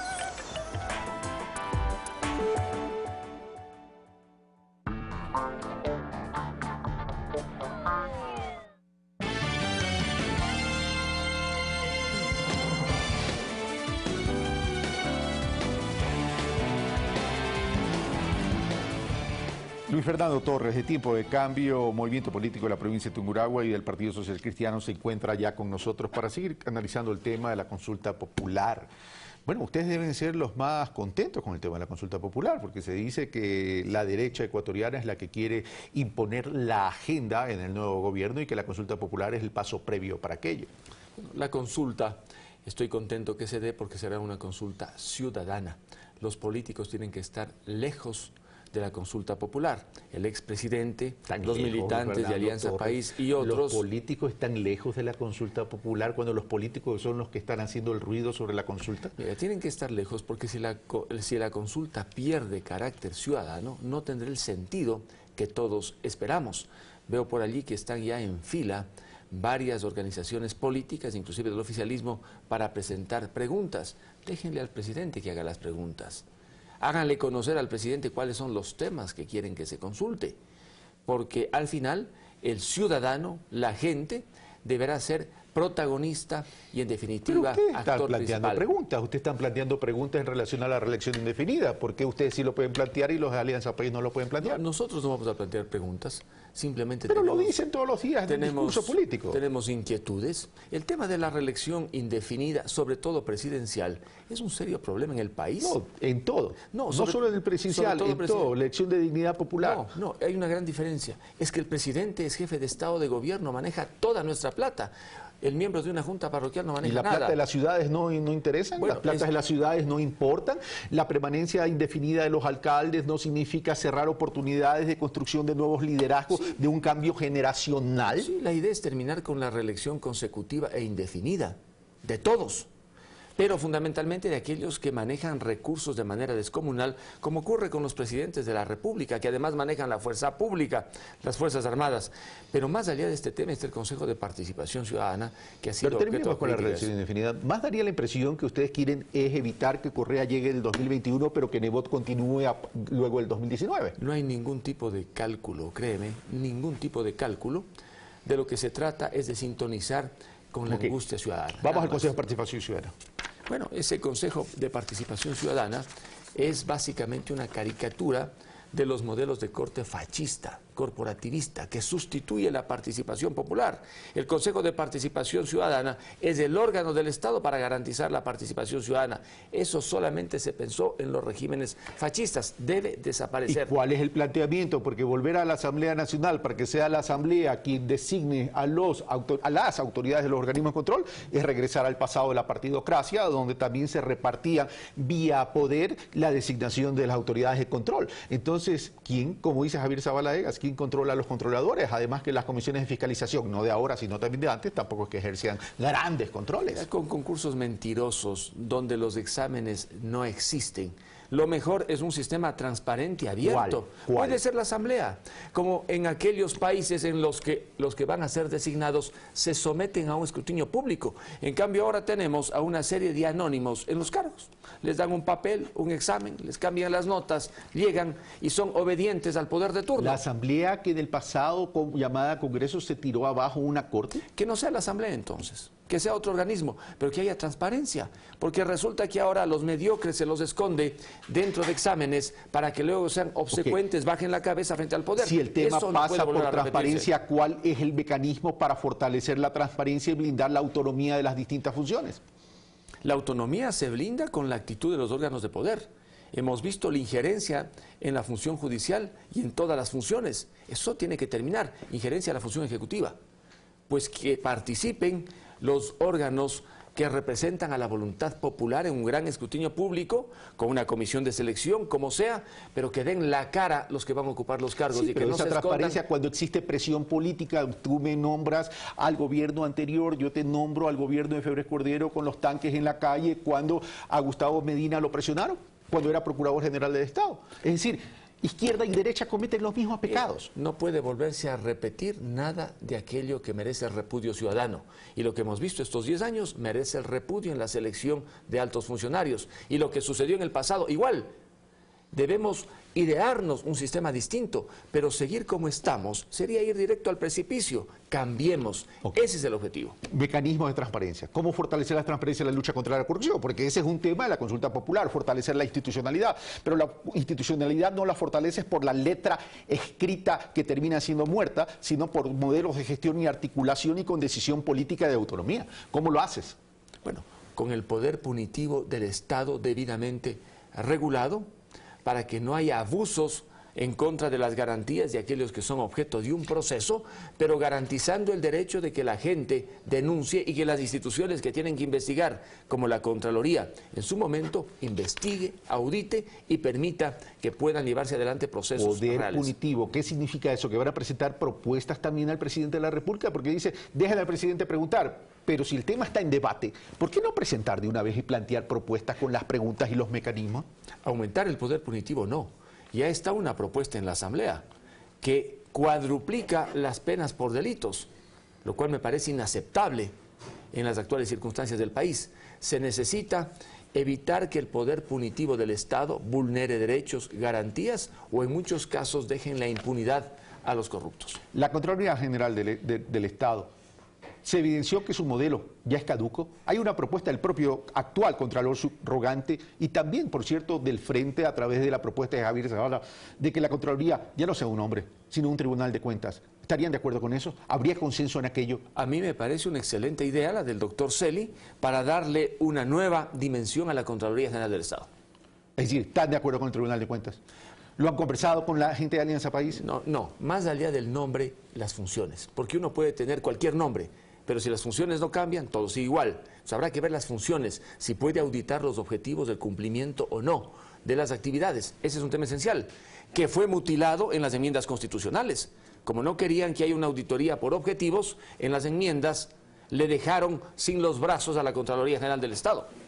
Entonces, que recupere la Contraloría esas competencias para auditar también el cumplimiento de objetivos. Luis Fernando Torres, muchas gracias por estar con nosotros. Muchas gracias. Una pausa y regresamos con Hassan Bekdash, presidente HJ Bekdash.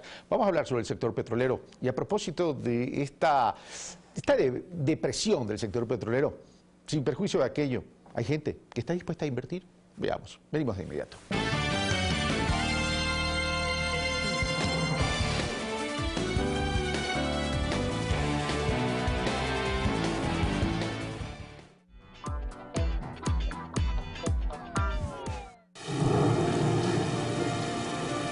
Una misión no es tan fácil de manejar. Delante de una clienta.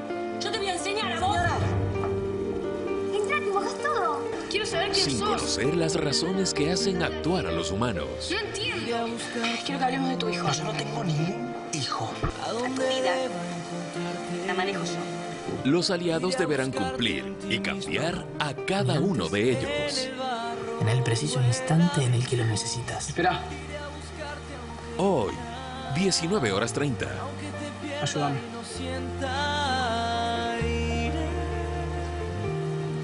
Claro que te ayudo.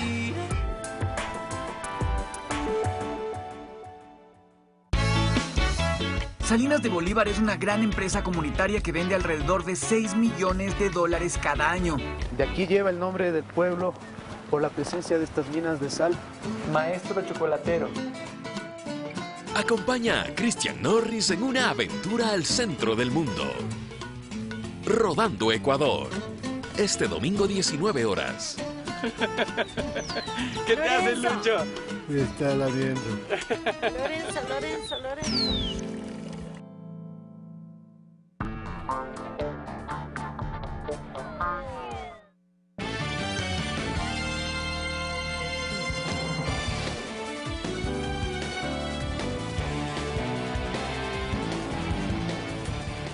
Hassan Bekdash ya se encuentra con nosotros. Es el organizador de la 18 Ecuador Oil and Power. Dicen que la fe en las Sagradas Escrituras se lo define como la certeza de lo que no se ve. Parecería, mi querido Hassan, que tú no ves que el sector petrolero y de hidrocarburos está atravesando un gran problema. E insistes con el Oil and Power. ¿Eres un hombre de fe? Carlos, buenos días. Te agradezco muchísimo tu invitación. Yo soy un hombre de fe y un hombre muy optimista. Si yo dejaría de organizar la Ecuador Oil and Power, que ya tiene 18 años, estaría dejando al sector hidrocarburífero, al sector energético, en una quebrada para que se caiga. En la crisis que está este momento, porque si hay trabajo, lo que no hay es dinero, lo que tenemos que hacer es unirnos. Y eso es lo que he hecho. Entonces, nadie me daba real porque pueda realizar Ecuador Oil and Power en esta crisis.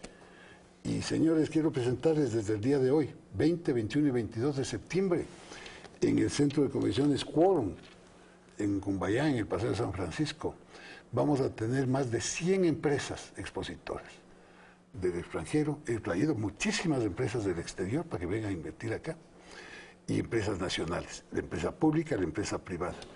Realmente nosotros los ecuatorianos, los ciudadanos, tenemos que aportar con nuestra capacidad, nuestro trabajo, nuestra decisión para que el país progrese. Dices, hemos traído empresas internacionales que están dispuestas a invertir en el Ecuador, pero en el sector de hidrocarburos, para que estén dispuestas a invertir en el Ecuador, tienen que tener oportunidades. El tema es, ¿el Ecuador va a abrir esas oportunidades en el sector hidrocarburos? Mira lo que pasó con el Campo Sancha. Se decía que iba a las empresas internacionales, a empresas privadas, operadores privadas, y terminó asumiendo a los Petroamazonas. Y la gran incógnita es, ¿Petroamazonas tiene la fortaleza económica y financiera para poder realizar por un tema? Eso es un ejemplo, pero me refiero a los otros campos, a los campos mayores, a los campos maduros y mayores. Y a los nuevos, a los campos pequeños, a los campos intercampos, que son importantes. El campo Sacha es la joya de la corona. Produce miles de barriles de petróleo y con muy buen API, pero yo creo que Petroamazonas sí puede operar eso. Sí puede, y con costos mucho más bajos. Pero no es el tema ese. El tema es que existen reservas. Y te voy a dar un ejemplo. Colombia en el año 2006 producía 400.000 barriles diarios, el Ecuador producía 420.000. Ahora Colombia produce casi 1 millón de barriles diarios, ya bajó de 800, Ecuador sigue con 560. Ya, pero ahí tenemos dos realidades. Ahí está el problema. Ahí tenemos dos realidades, mi querido Hassan. Colombia produce casi 1 millón de barriles diarios, pero con mucho menor reserva del Ecuador, lo cual significa que el Ecuador tiene mayor potencialidad, pero no la sabe aprovechar. Entonces, ¿qué es lo que tenemos que hacer en el Ecuador? Las autoridades tienen que dar certidumbre para los inversores. Es exactamente igual que en el sector minero, que en abril es la 11ª Expo Minas. El Ecuador necesita dar certidumbre a las empresas para que vengan a invertir acá, y si no se van a otros países.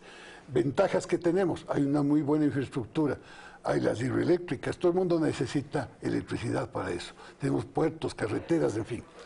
Este tipo de actividad, más la certidumbre, la seguridad jurídica que tienen que dar el gobierno, las instituciones, a las empresas, pueden venir a invertir. Y de hecho quieren invertir. Yo tengo una lista de 9 empresas en el sector minero que quieren invertir. Hay muchas empresas en el sector petrolero que quieren invertir porque hay trabajo, hay reservas, hay muchas reservas.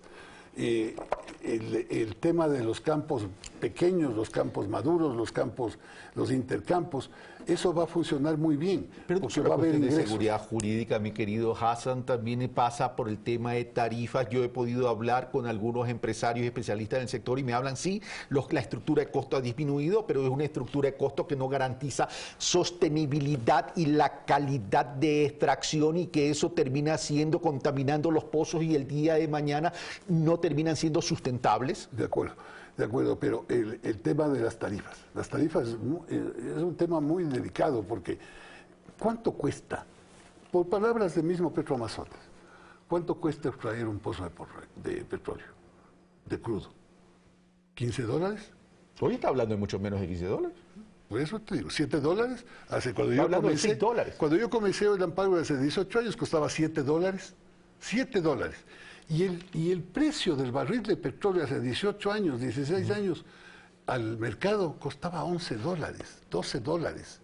Ahora ya ha subido a $53, $54. Tuvimos épocas de los últimos 8 años. El promedio fue de $88 el barril de petróleo. $88. Con 560.000 barriles diarios multiplica. Entonces bajó y se acabó la economía. No podemos basarnos de economía solamente en el petróleo. El petróleo es un complemento fundamental. Gracias a Dios, como dije yo alguna vez, el Ecuador es bendecido de Dios porque tiene petróleo y tiene minería. Entonces tenemos que aprovechar. ¿Cómo? Dando certidumbre para que vengan a invertir en el Ecuador. Esa certidumbre que tú me dices pasaría por migrar de los modelos de contrato de prestación de servicio a participación. Teníamos participación antes. Sí, pero se nos llevaban el 80%, pues, mi querido Hassan. Sí, pero el precio del petróleo estaba bien bajo, de acuerdo. Pero hay términos medios, pues, claro. Yo no puedo entregar un campo que ya está en producción con 60.000 barriles diarios y pagarle $38, que eso es muy alto, por servicios. Hay que negociar. Todo en la vida se negocia. Por eso es que es importante que ustedes, todo el público, esté invitado. Ecuador Oil and Power. Usted me introduce la cuña en temas estructurales. 21-22 de septiembre, hoy, mañana y del 21 al 22 de septiembre en Cumbayá, en el Paseo San Francisco, en el Quórum. Tenemos más de 100 empresas. Vamos a tener la inauguración el día de hoy. Mira tú, confianza, para dar confianza, ojo, eso es importante. ¿Quién va a inaugurar? El ministro Cadena, ministro de Electricidad, Energía, ¿ok? Y va a inaugurar el ministro de Hidrocarburos, el ingeniero Carlos Pérez, nuestro ministro.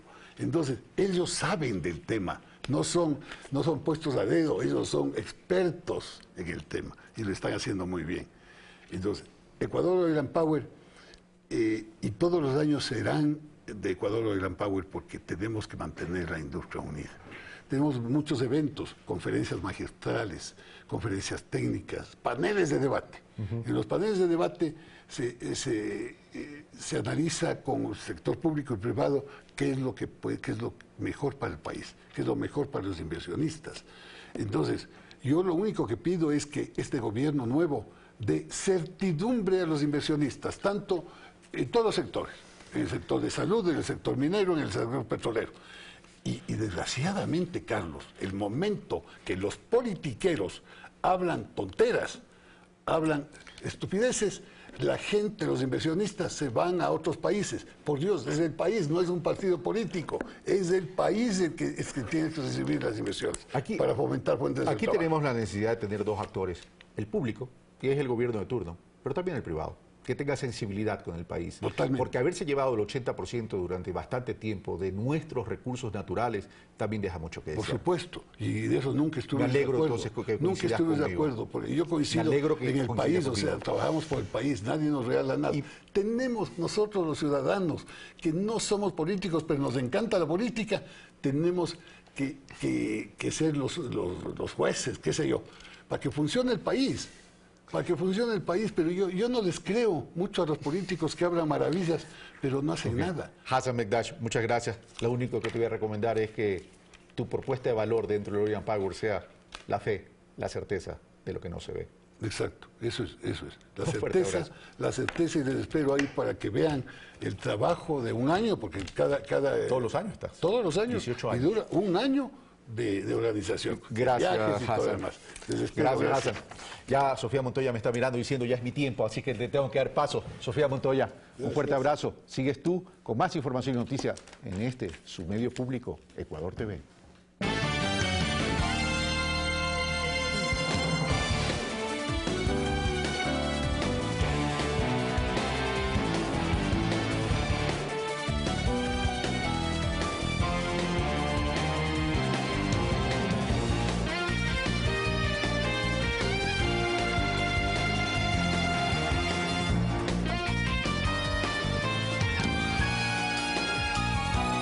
Bien lo decía Carlos Rabascal, es tiempo nuevamente de noticias, los hechos más destacados de Ecuador y el mundo. Empezamos contándoles que hoy el presidente ecuatoriano Lenín Moreno acude a las Naciones Unidas para presentar su propuesta de gobierno. La delegación ecuatoriana mantuvo reuniones bilaterales con otros mandatarios, mientras la presidenta del Comité Interinstitucional del Plan Toda una Vida compartió un almuerzo con las esposas de los mandatarios y jefes de gobierno. El presidente de Ecuador, Lenín Moreno, mantuvo reuniones bilaterales con mandatarios de América Latina y Europa. El fortalecimiento de las relaciones bilaterales, los avances en los procesos de integración regional y el intercambio de experiencias en diferentes materias de ejecución gubernamental fueron los temas abordados en estos encuentros. En lo que tiene que ver con la agenda con la que llega el Ecuador a la Asamblea de Naciones Unidas, se encuentra la defensa de los derechos humanos, el uso del diálogo social como eje articulador del quehacer gubernamental, así como iniciativas y programas sociales en materia económica y productiva. Lo propio con los temas sobre cambio climático. Rocío González de Moreno, como presidenta del Comité Interinstitucional del Plan Toda una Vida y parte de la delegación ecuatoriana, participó de un almuerzo en el que se valora la industria textil como factor de desarrollo de mujeres y niños a escala mundial.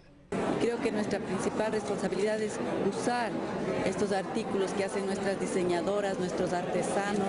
En este espacio, Rocío de Moreno pudo compartir información sobre el Plan Toda una Vida entre las esposas de algunos jefes de Estado. Estamos muy interesados en que este plan, así como se hizo anteriormente, la misión Manuel Espejo, que se apoyó a muchos países en base a nuestras experiencias, ahora queremos compartir este Plan Toda una Vida. Los felicito, creo que tenemos que implementar muchos más programas como esos. Nuestra gente nos necesita. En la delegación ecuatoriana se encuentran, además del primer mandatario y su esposa, la ministra de Relaciones Exteriores, María Fernanda Espinosa, y el ministro de Comercio Exterior, Pablo Campana. La intervención de Ecuador en este periodo de sesiones de la ONU está prevista para este miércoles. Eduardo Córdoba, Ecuador TV. Y en otro tema, la cámara encontrada en la oficina presidencial no transmitía señal de video. Así lo dio a conocer el fiscal Fabián Salazar tras el inicio de una audiencia privada de exhibición del contenido de dicho dispositivo. La verdad. Tras la denuncia del primer mandatario Lenín Moreno del hallazgo de una cámara en su despacho de la cual no se le notificó, este martes se desarrolló una audiencia privada de la extracción de archivos del servidor de dicho aparato, como parte de la indagación previa abierta por Fiscalía. La diligencia se desarrolló en el Laboratorio de Criminalística y Ciencias Forenses, lugar al que llegó el fiscal Fabián Salazar y los abogados de la presidencia. Salazar detalló que cuando acudieron al Palacio de Carondelet la anterior semana, la cámara no estaba operativa. Estaba conectada a la luz, estaba conectada a la energía, pero esa cámara nunca estuvo conectada a un sistema de grabación. No obstante, Fiscalía ha traído como elementos para revisar y analizarlos. La diligencia fue suspendida tras 2 horas y media y se reinstalará este miércoles a partir de las 8:30. En vista de que se necesitan elementos tecnológicos que nos ayuden a establecer de mejor manera resultados, la investigación continúa y pues tendremos los resultados el día lunes. El fiscal general Carlos Vaca Mancheno ratificó que se efectuarán varias diligencias y constataciones técnicas en este caso para establecer responsabilidades. Están siendo investigados los hechos para establecer si en esos hechos qué personas podrían potencialmente tener responsabilidades. Hasta el momento en esta indagación al menos 4 miembros del Servicio de Protección Presidencial han realizado declaraciones en Fiscalía. Olga Velasco, Ecuador TV. Y el bloque de Alianza País, tras una reunión, resolvió pronunciarse sobre la consulta popular. Su propuesta se dará a conocer durante la próxima semana y los temas que serán abordados tendrán que ver con producción, economía social y reformas políticas que contribuyan a continuar con los cambios necesarios para reducir la pobreza y generar empleo. Además, se piensa conformar una comisión interpartidista para trabajar en reformas legales e institucionales dentro de la Asamblea Nacional.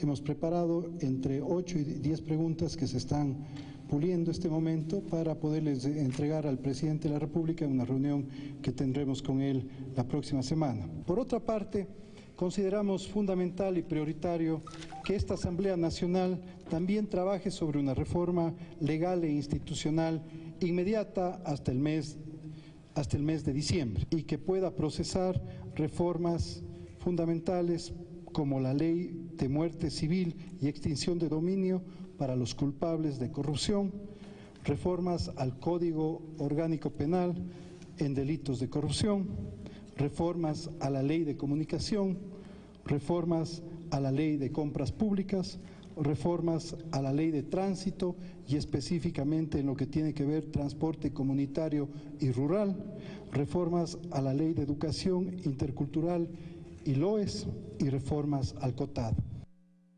Y es que la fecha en que se llevará a efecto la consulta popular dependerá de la Corte Constitucional y el tiempo que se tome para emitir un dictamen favorable.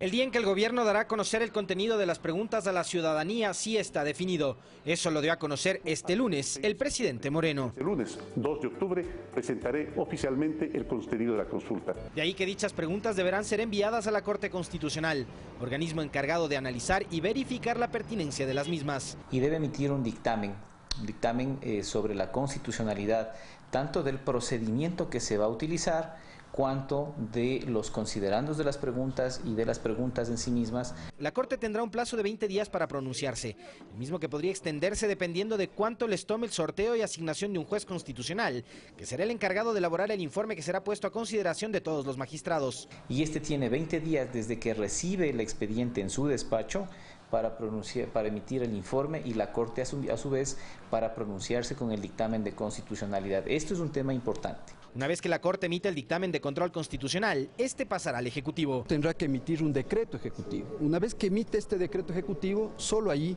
ordena y da competencia al Consejo Electoral para que prepare la elaboración del llamamiento a la consulta. De ahí que le corresponderá al Consejo Nacional Electoral poner en marcha el proceso. 15 días para convocar como plazo y 60 días para la realización del proceso electoral. Esos son los plazos del Consejo Electoral. Cuando aún no hay certezas de los temas y el número de preguntas que incluirá la consulta, en la función electoral no tienen definido un presupuesto ni plan operativo alguno. Alexis Moncayo, Ecuador TV. Y el presidente de la Ecuarunari, un sociólogo y un concejal de Cuenca plantean temas que según su criterio deben ser incluidos en la consulta popular. La designación de autoridades, la minería y la lucha contra la corrupción son temas que están en el debate.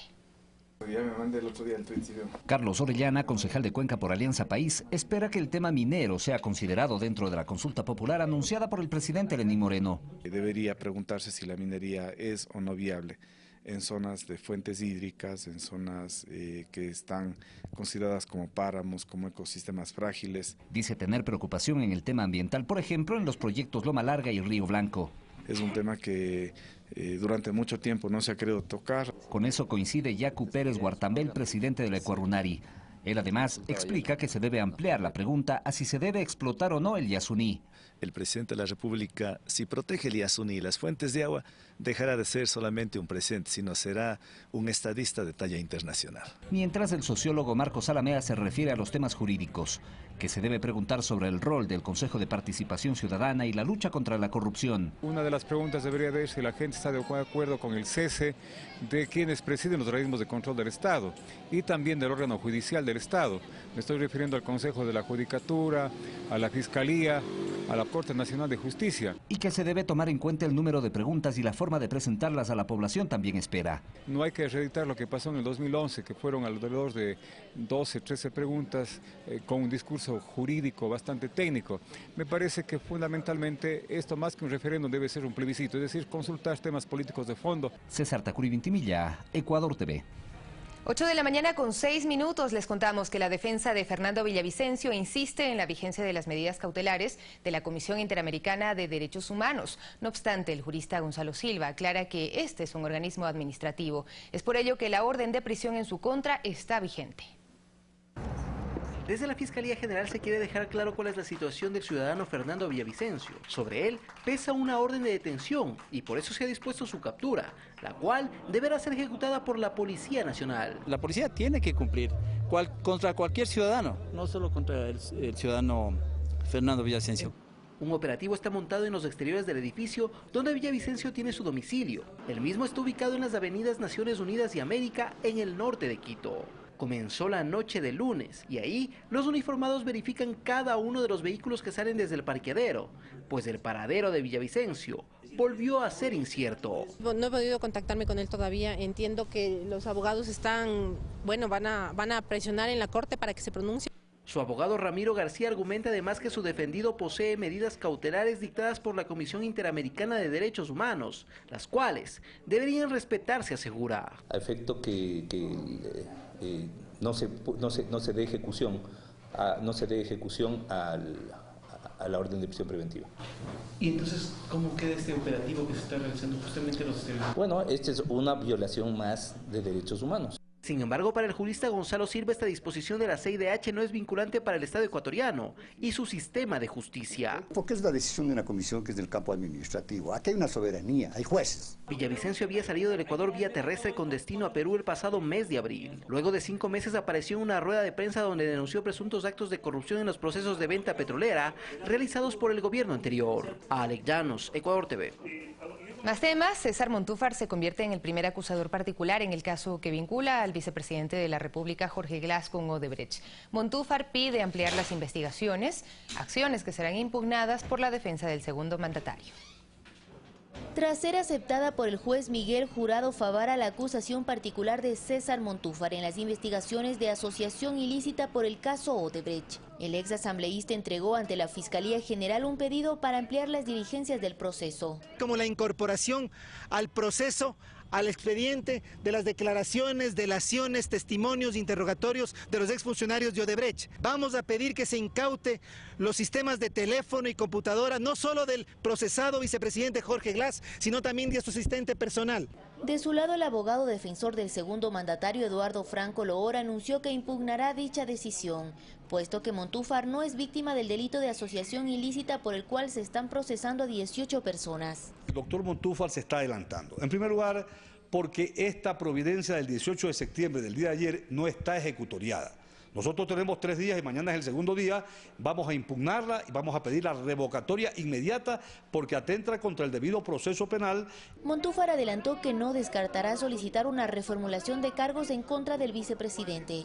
Que el juez Miguel Jurado Favara llame a audiencia para que se dé la reformulación de cargos, no solo asociación ilícita, sino también asociación ilícita en concurso con peculado, concusión, tráfico de influencias, lavado de activos. Procesalmente considero que en este momento no procede la reformulación de cargos porque estamos ya al terminar esta etapa de instrucción. Él asevera eso y mucha gente dice de eso, pero sin ningún fundamento. Como parte de las diligencias solicitadas en el caso, este miércoles se receptarán testimonios anticipados de 4 personas, entre ellos el testigo protegido que fuera colaborador de Ricardo R., tío del segundo mandatario y quien también forma parte de los procesados.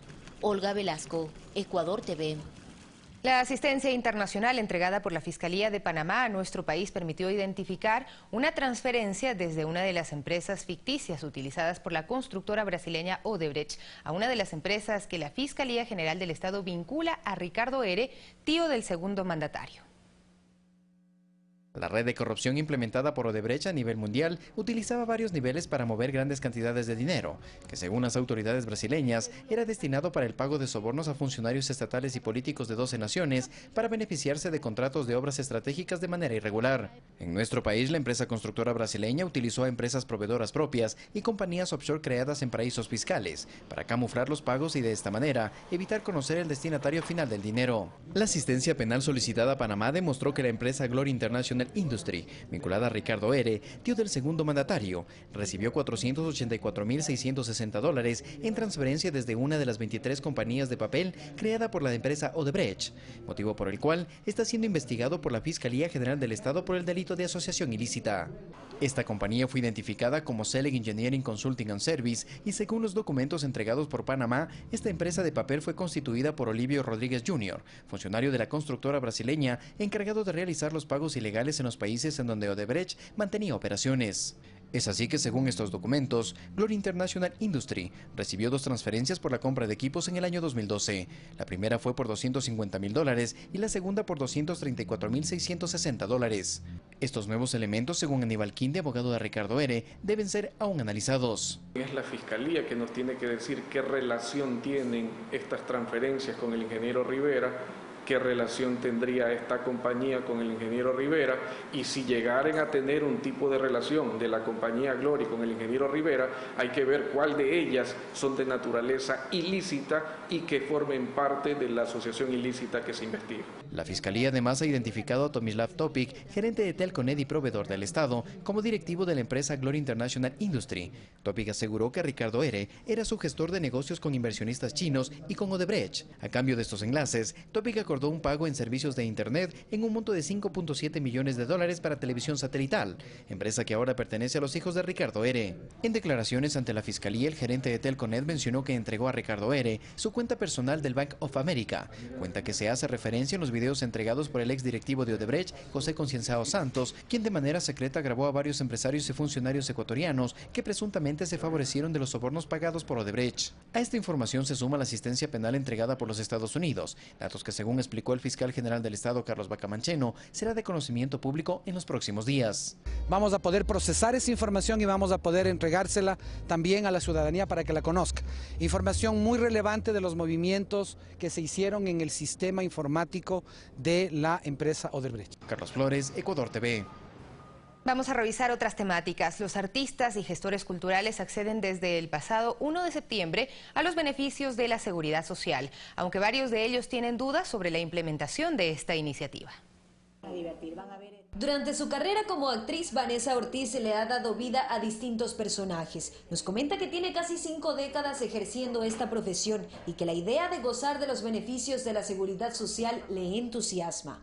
Nos ha tocado ver muy de cerca cómo mueren en la pobreza tremenda, con una enfermedad que nadie atiende. Entonces creo que por fin Dios me va a dar esa oportunidad de ver que todos estemos bien ya. Un sentimiento similar experimenta el joven músico Jafar Mendoza, quien tiene una discapacidad visual que no le ha impedido posicionarse como el pianista más reconocido de su natal Vinces. En un caso de caer en enfermedades catastróficas y graves, es una forma de obtener también la medicación gratuita, los medicamentos. Ellos son algunos de los favorecidos de esta iniciativa que por primera vez permitirá a los artistas ecuatorianos acceder a este servicio. Aseguran primero su futuro a través de una pensión, Luego tienen también otros beneficios como es el de la salud, el de créditos hipotecarios. Aunque la implementación aún genera incertidumbre en los potenciales beneficiarios. Pues es una resolución que habla de un seguro que se parece mucho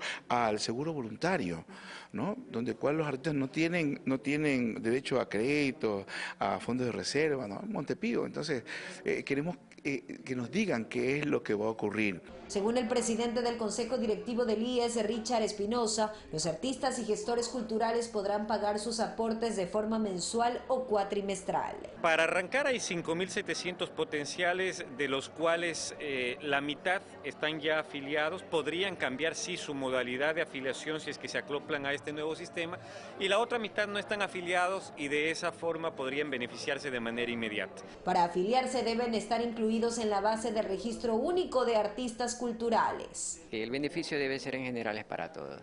Jocelyn de Mera, Ecuador TV.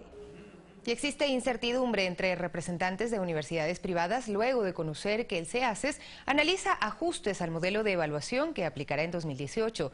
Piden mantener la acreditación e incluir un capítulo a la Ley Orgánica de Educación Superior. Piden se incluya un capítulo que contemple la protección de la diversidad de las universidades, uno donde se diferencie la naturaleza de la pública y la privada. La Ley 2010 lo que pretendió es tener un solo modelo, imponerlo a todos y eliminar toda diversidad. Este es uno de los planteamientos de los representantes de las universidades particulares, quienes destacan mejoras en el sistema educativo, aunque consideran que existen vacíos en la Ley Orgánica de Educación Superior y dudas respecto al proceso de acreditación, sobre todo luego de conocer que el CEACES analiza ajustes al modelo de evaluación que aplicará en 2018. La universidad no puede crecer con la colegiatura de los estudiantes y aún así estamos sometidos a un número de PhDs, a unas condiciones que no se van a poder cumplir por lo menos a corto plazo. Joaquín Hernández, rector de la UES, indica que no es casualidad que cerca de 400 carreras no fueran aprobadas en el último año. Usted recuerda que hace un par de años estalló el problema de que no había especialidades médicas, pero no es porque las universidades y los hospitales no presentaron, sino porque simplemente no les daban aprobación. Con la finalidad de recibir dichos aportes para reformar la normativa vigente desde 2010, se efectuó la reunión en la que Adrián Bonilla, subsecretario de Educación Superior, puntualizó las competencias de la academia. Desde la perspectiva de CEDECID, todo esto es legítimo siempre y cuando se comprenda el principio de que las universidades no son entidades de lucro, ni son entidades que pertenecen a alguien. Estamos dialogando con los actores y en su momento presentaremos como ejecutivo estas reformas que tienen que ver con mejorar la calidad académica de la universidad, darle más inclusión, darle más pertinencia y darle menos burocracia. Luego de que los miembros de la Casa Legislativa analicen el proyecto en primer y segundo debate, elaborarán un documento final que será elevado al Ejecutivo para su aprobación o veto, gestión prevista para noviembre de este año. Jocelyn de Mera, Ecuador TV. Las obras paralizadas del tranvía de Cuenca se retomarán a partir del 12 de octubre, según se detalló desde la municipalidad. El alcalde Marcelo Cabrera anunció que el consorcio francés ACTN se hará cargo de las obras civiles que faltan a un costo de $43 millones y con un plazo de 10 meses. El ofrecimiento del burgomaestre es que el tranvía se inaugurará el 3 de noviembre de 2018 a propósito de las fiestas de Independencia. Implementar un modelo de gestión en los 225 cuerpos de bomberos del país fue uno de los temas que se abordaron durante una reunión entre jefes de esta institución de Guayaquil, Quito y Cuenca, junto a la secretaria de Gestión de Riesgos, Alexandra Ocles. En la cita evaluaron la situación actual, específicamente la falta de equipamiento, dotación, personal y capacitación debido a que no cuentan con presupuesto suficiente para solventar estas necesidades. También se discutió la reforma al libro cuarto del Código Orgánico de Entidades de Seguridad Ciudadana y Orden Público. Más de 1.5 millones de personas mueren cada año a nivel mundial por efecto de las drogas y el alcohol mientras conducen. Y en nuestro país esta es una de las principales causas de siniestralidad, causando heridos, lesionados y muertes. Por este motivo, la Secretaría Técnica de Drogas definió como parte del Pacto por la Seguridad Vial involucrar a las más de 100 escuelas de conducción que existen en el Ecuador. El primer convenio se firmó con ANETA para que se fortalezca el papel de prevención a través de la educación. Seguimos revisando más temas. Preste atención, casos de leishmaniasis se detectaron en 3 cantones manavitas. El Ministerio de Salud refuerza las acciones de prevención, pero también insiste en la ayuda ciudadana para combatir la proliferación del mosquito que transmite la enfermedad. En la parroquia Andrés de Vera de Portoviejo, 3 integrantes de la familia de Mercedes Mora reciben tratamiento permanente al confirmarse que están afectados con leishmaniasis cutánea. Desde que descubrieron esto, están ahí al pie de las niñas con el tratamiento. Vinieron a dar toldo, repelente para las demás personas que no caigan con eso. Se trata de una enfermedad zoonótica transmitida por la picadura del mosquito Luxomia, que en la costa se conoce comúnmente como manta blanca. El infectólogo Fabricio Garcés explica que la leishmaniasis cutánea es curable y que su tratamiento se maneja con antiamoniacales. Es de 20 a 21 días, ¿sí? Y el paciente debe tener involución total de esta úlcera. Se puede utilizar por vía endovenosa y también intralesional, es decir, en la misma úlcera, inyectar parte del medicamento. Las unidades de la Red de Salud Pública cuentan con las dosis para tratar a pacientes con estas afectaciones en la piel. Este año hay casos también en zonas urbanas. Para Cantón Portoviejo tenemos 20 casos y todavía están en estudio unos 20 más. Y para el caso de Bajo de las Palmas de Montecristi tenemos 10 casos y están también 10 casos más en investigación. Y llevamos 3 casos en Jipijapa también. Fumigación en las viviendas, destrucción de criaderos y entrega de información a la comunidad cumplen las brigadas del Ministerio de Salud, aunque la principal prevención que se enfatiza es que los ciudadanos cuiden la limpieza en sus domicilios, pues el mosquito de la leishmaniasis se reproduce entre malezas y espacios húmedos, por lo que su presencia era común hasta hace poco en sectores rurales. Desde Manabí, Karen Ceballos, Ecuador TV.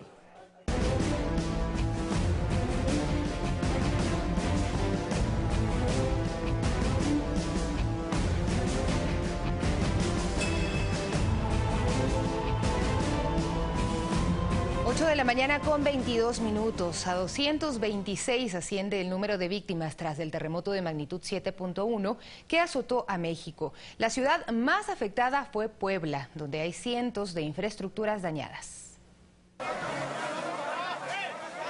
Continúan las labores de búsqueda y rescate en el colegio Enrique Rebsamen, que se derrumbó en el sur de la Ciudad de México. Al menos 20 niños y 2 adultos murieron. Además, otras 38 personas están desaparecidas. No, pues era un caos. Yo llegué después del temblor, mis hijos van a la escuela aquí a la otra calle, y cuando vi la escuela me dio mucho pánico. Corrí con mis hijos y bueno, hasta que toda la tarde nos estaban viendo cómo salvan a las personas, pero... El presidente Enrique Peña Nieto emitió una declaración en video expresando sus condolencias a las familias de los fallecidos. Además, declaró 3 días de duelo nacional. Quiero expresar mis condolencias a quienes perdieron un familiar o un ser querido. México comparte su pena. Este sismo es una dura prueba y muy dolorosa para nuestro país. Los mexicanos hemos tenido experiencias difíciles a consecuencia de temblores en el pasado. Y hemos aprendido a responder a estos episodios con entrega y espíritu de solidaridad. Mientras el secretario de Gobernación indicó que 45 edificios tienen colapsos totales o parciales, en 6 de los cuales se considera que hay personas atrapadas. Hasta el momento son 226 muertos, 117 en la Ciudad de México, 55 en Morelos, 39 en Puebla, 3 en Edomex y 3 en Guerrero. Sin embargo, la cifra podría aumentar. Sí, va a ser una tarea difícil. Y de verdad, ahorita que veníamos llegando, pues todo Jojutla y toda esta parte está en ruinas. Un Jojutla tan bonito. Este seísmo también provocó que el volcán Popocatépetl emane una erupción. En las últimas horas, el Centro Nacional de Prevención de Desastres detectó una explosión y 299 inhalaciones de baja intensidad. La ayuda internacional comienza a evidenciarse. Topos chilenos viajan a México para apoyar en las labores de rescate de personas entre los escombros. Un 19 de septiembre que sin duda será inolvidable para México. Fernanda de la Bastida, Ecuador TV. El Papa Francisco se solidarizó con México y condujo a decenas de miles de personas en oración por las víctimas de este devastador terremoto. En este momento de dolor, quiero manifestar mi cercanía y oración a toda la querida población mexicana. Elevemos todos juntos nuestra plegaria a Dios para que acoja en su seno a los que han perdido la vida, conforte a los heridos, sus familiares y a todos los damnificados. Pidamos también por todo el personal de servicio y de socorro que prestan su ayuda a todas las personas afectadas. Y con nuestra Madre, la Virgen de Guadalupe, con mucha ternura, esté cerca de la querida nación mexicana.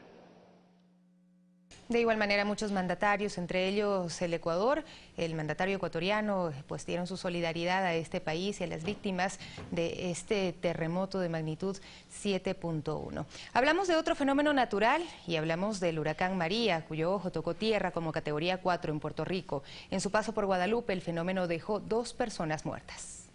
Puerto Rico ya empieza a sentir la furia del huracán María. Llega con vientos cuya velocidad alcanza los 96 kilómetros por hora, con rachas de hasta 182 kilómetros por hora.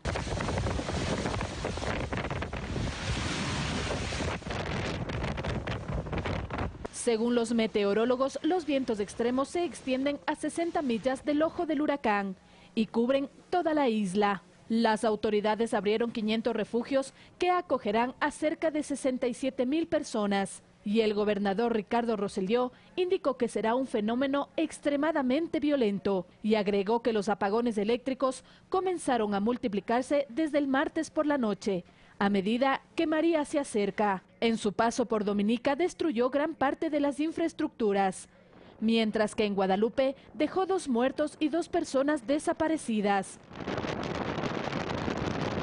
El prefecto Eric Mairé consideró que pese a los daños materiales en la zona de Saintés, la situación no parece crítica. Si el huracán conserva su fuerza, sería el más poderoso que golpea a Puerto Rico en 85 años, luego de que una tormenta categoría 4 barrió el territorio en 1932. Fernanda de la Bastida, Ecuador TV.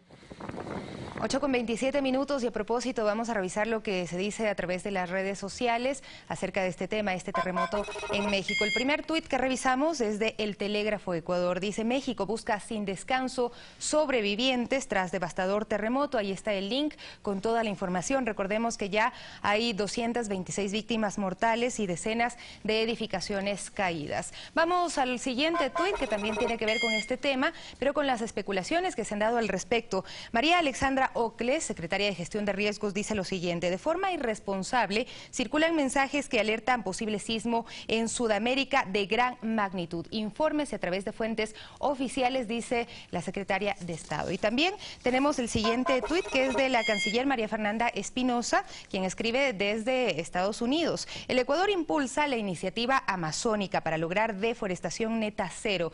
Esto en el marco de esta Asamblea General número 72 de la Organización de Naciones Unidas, donde Ecuador intervendrá a través de su presidente de la República, Lenín Moreno, el día de hoy en horas de la tarde. Estos son los tweets más destacados. Esta es la cuenta de la canciller María Fernanda Espinosa. Recuerde también seguirnos a través de nuestras redes sociales, @NoticiasEcuador, que le trae toda la información actualizada minuto a minuto, cómo se genera, por supuesto, la información en redes sociales. Vamos a revisar a esta hora de la mañana las condiciones del clima para este día miércoles.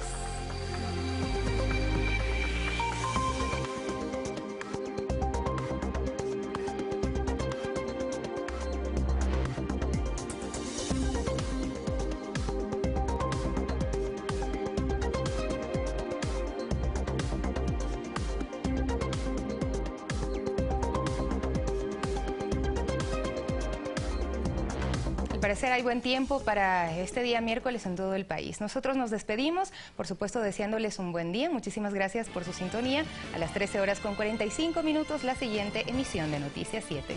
Hasta pronto, buena mañana.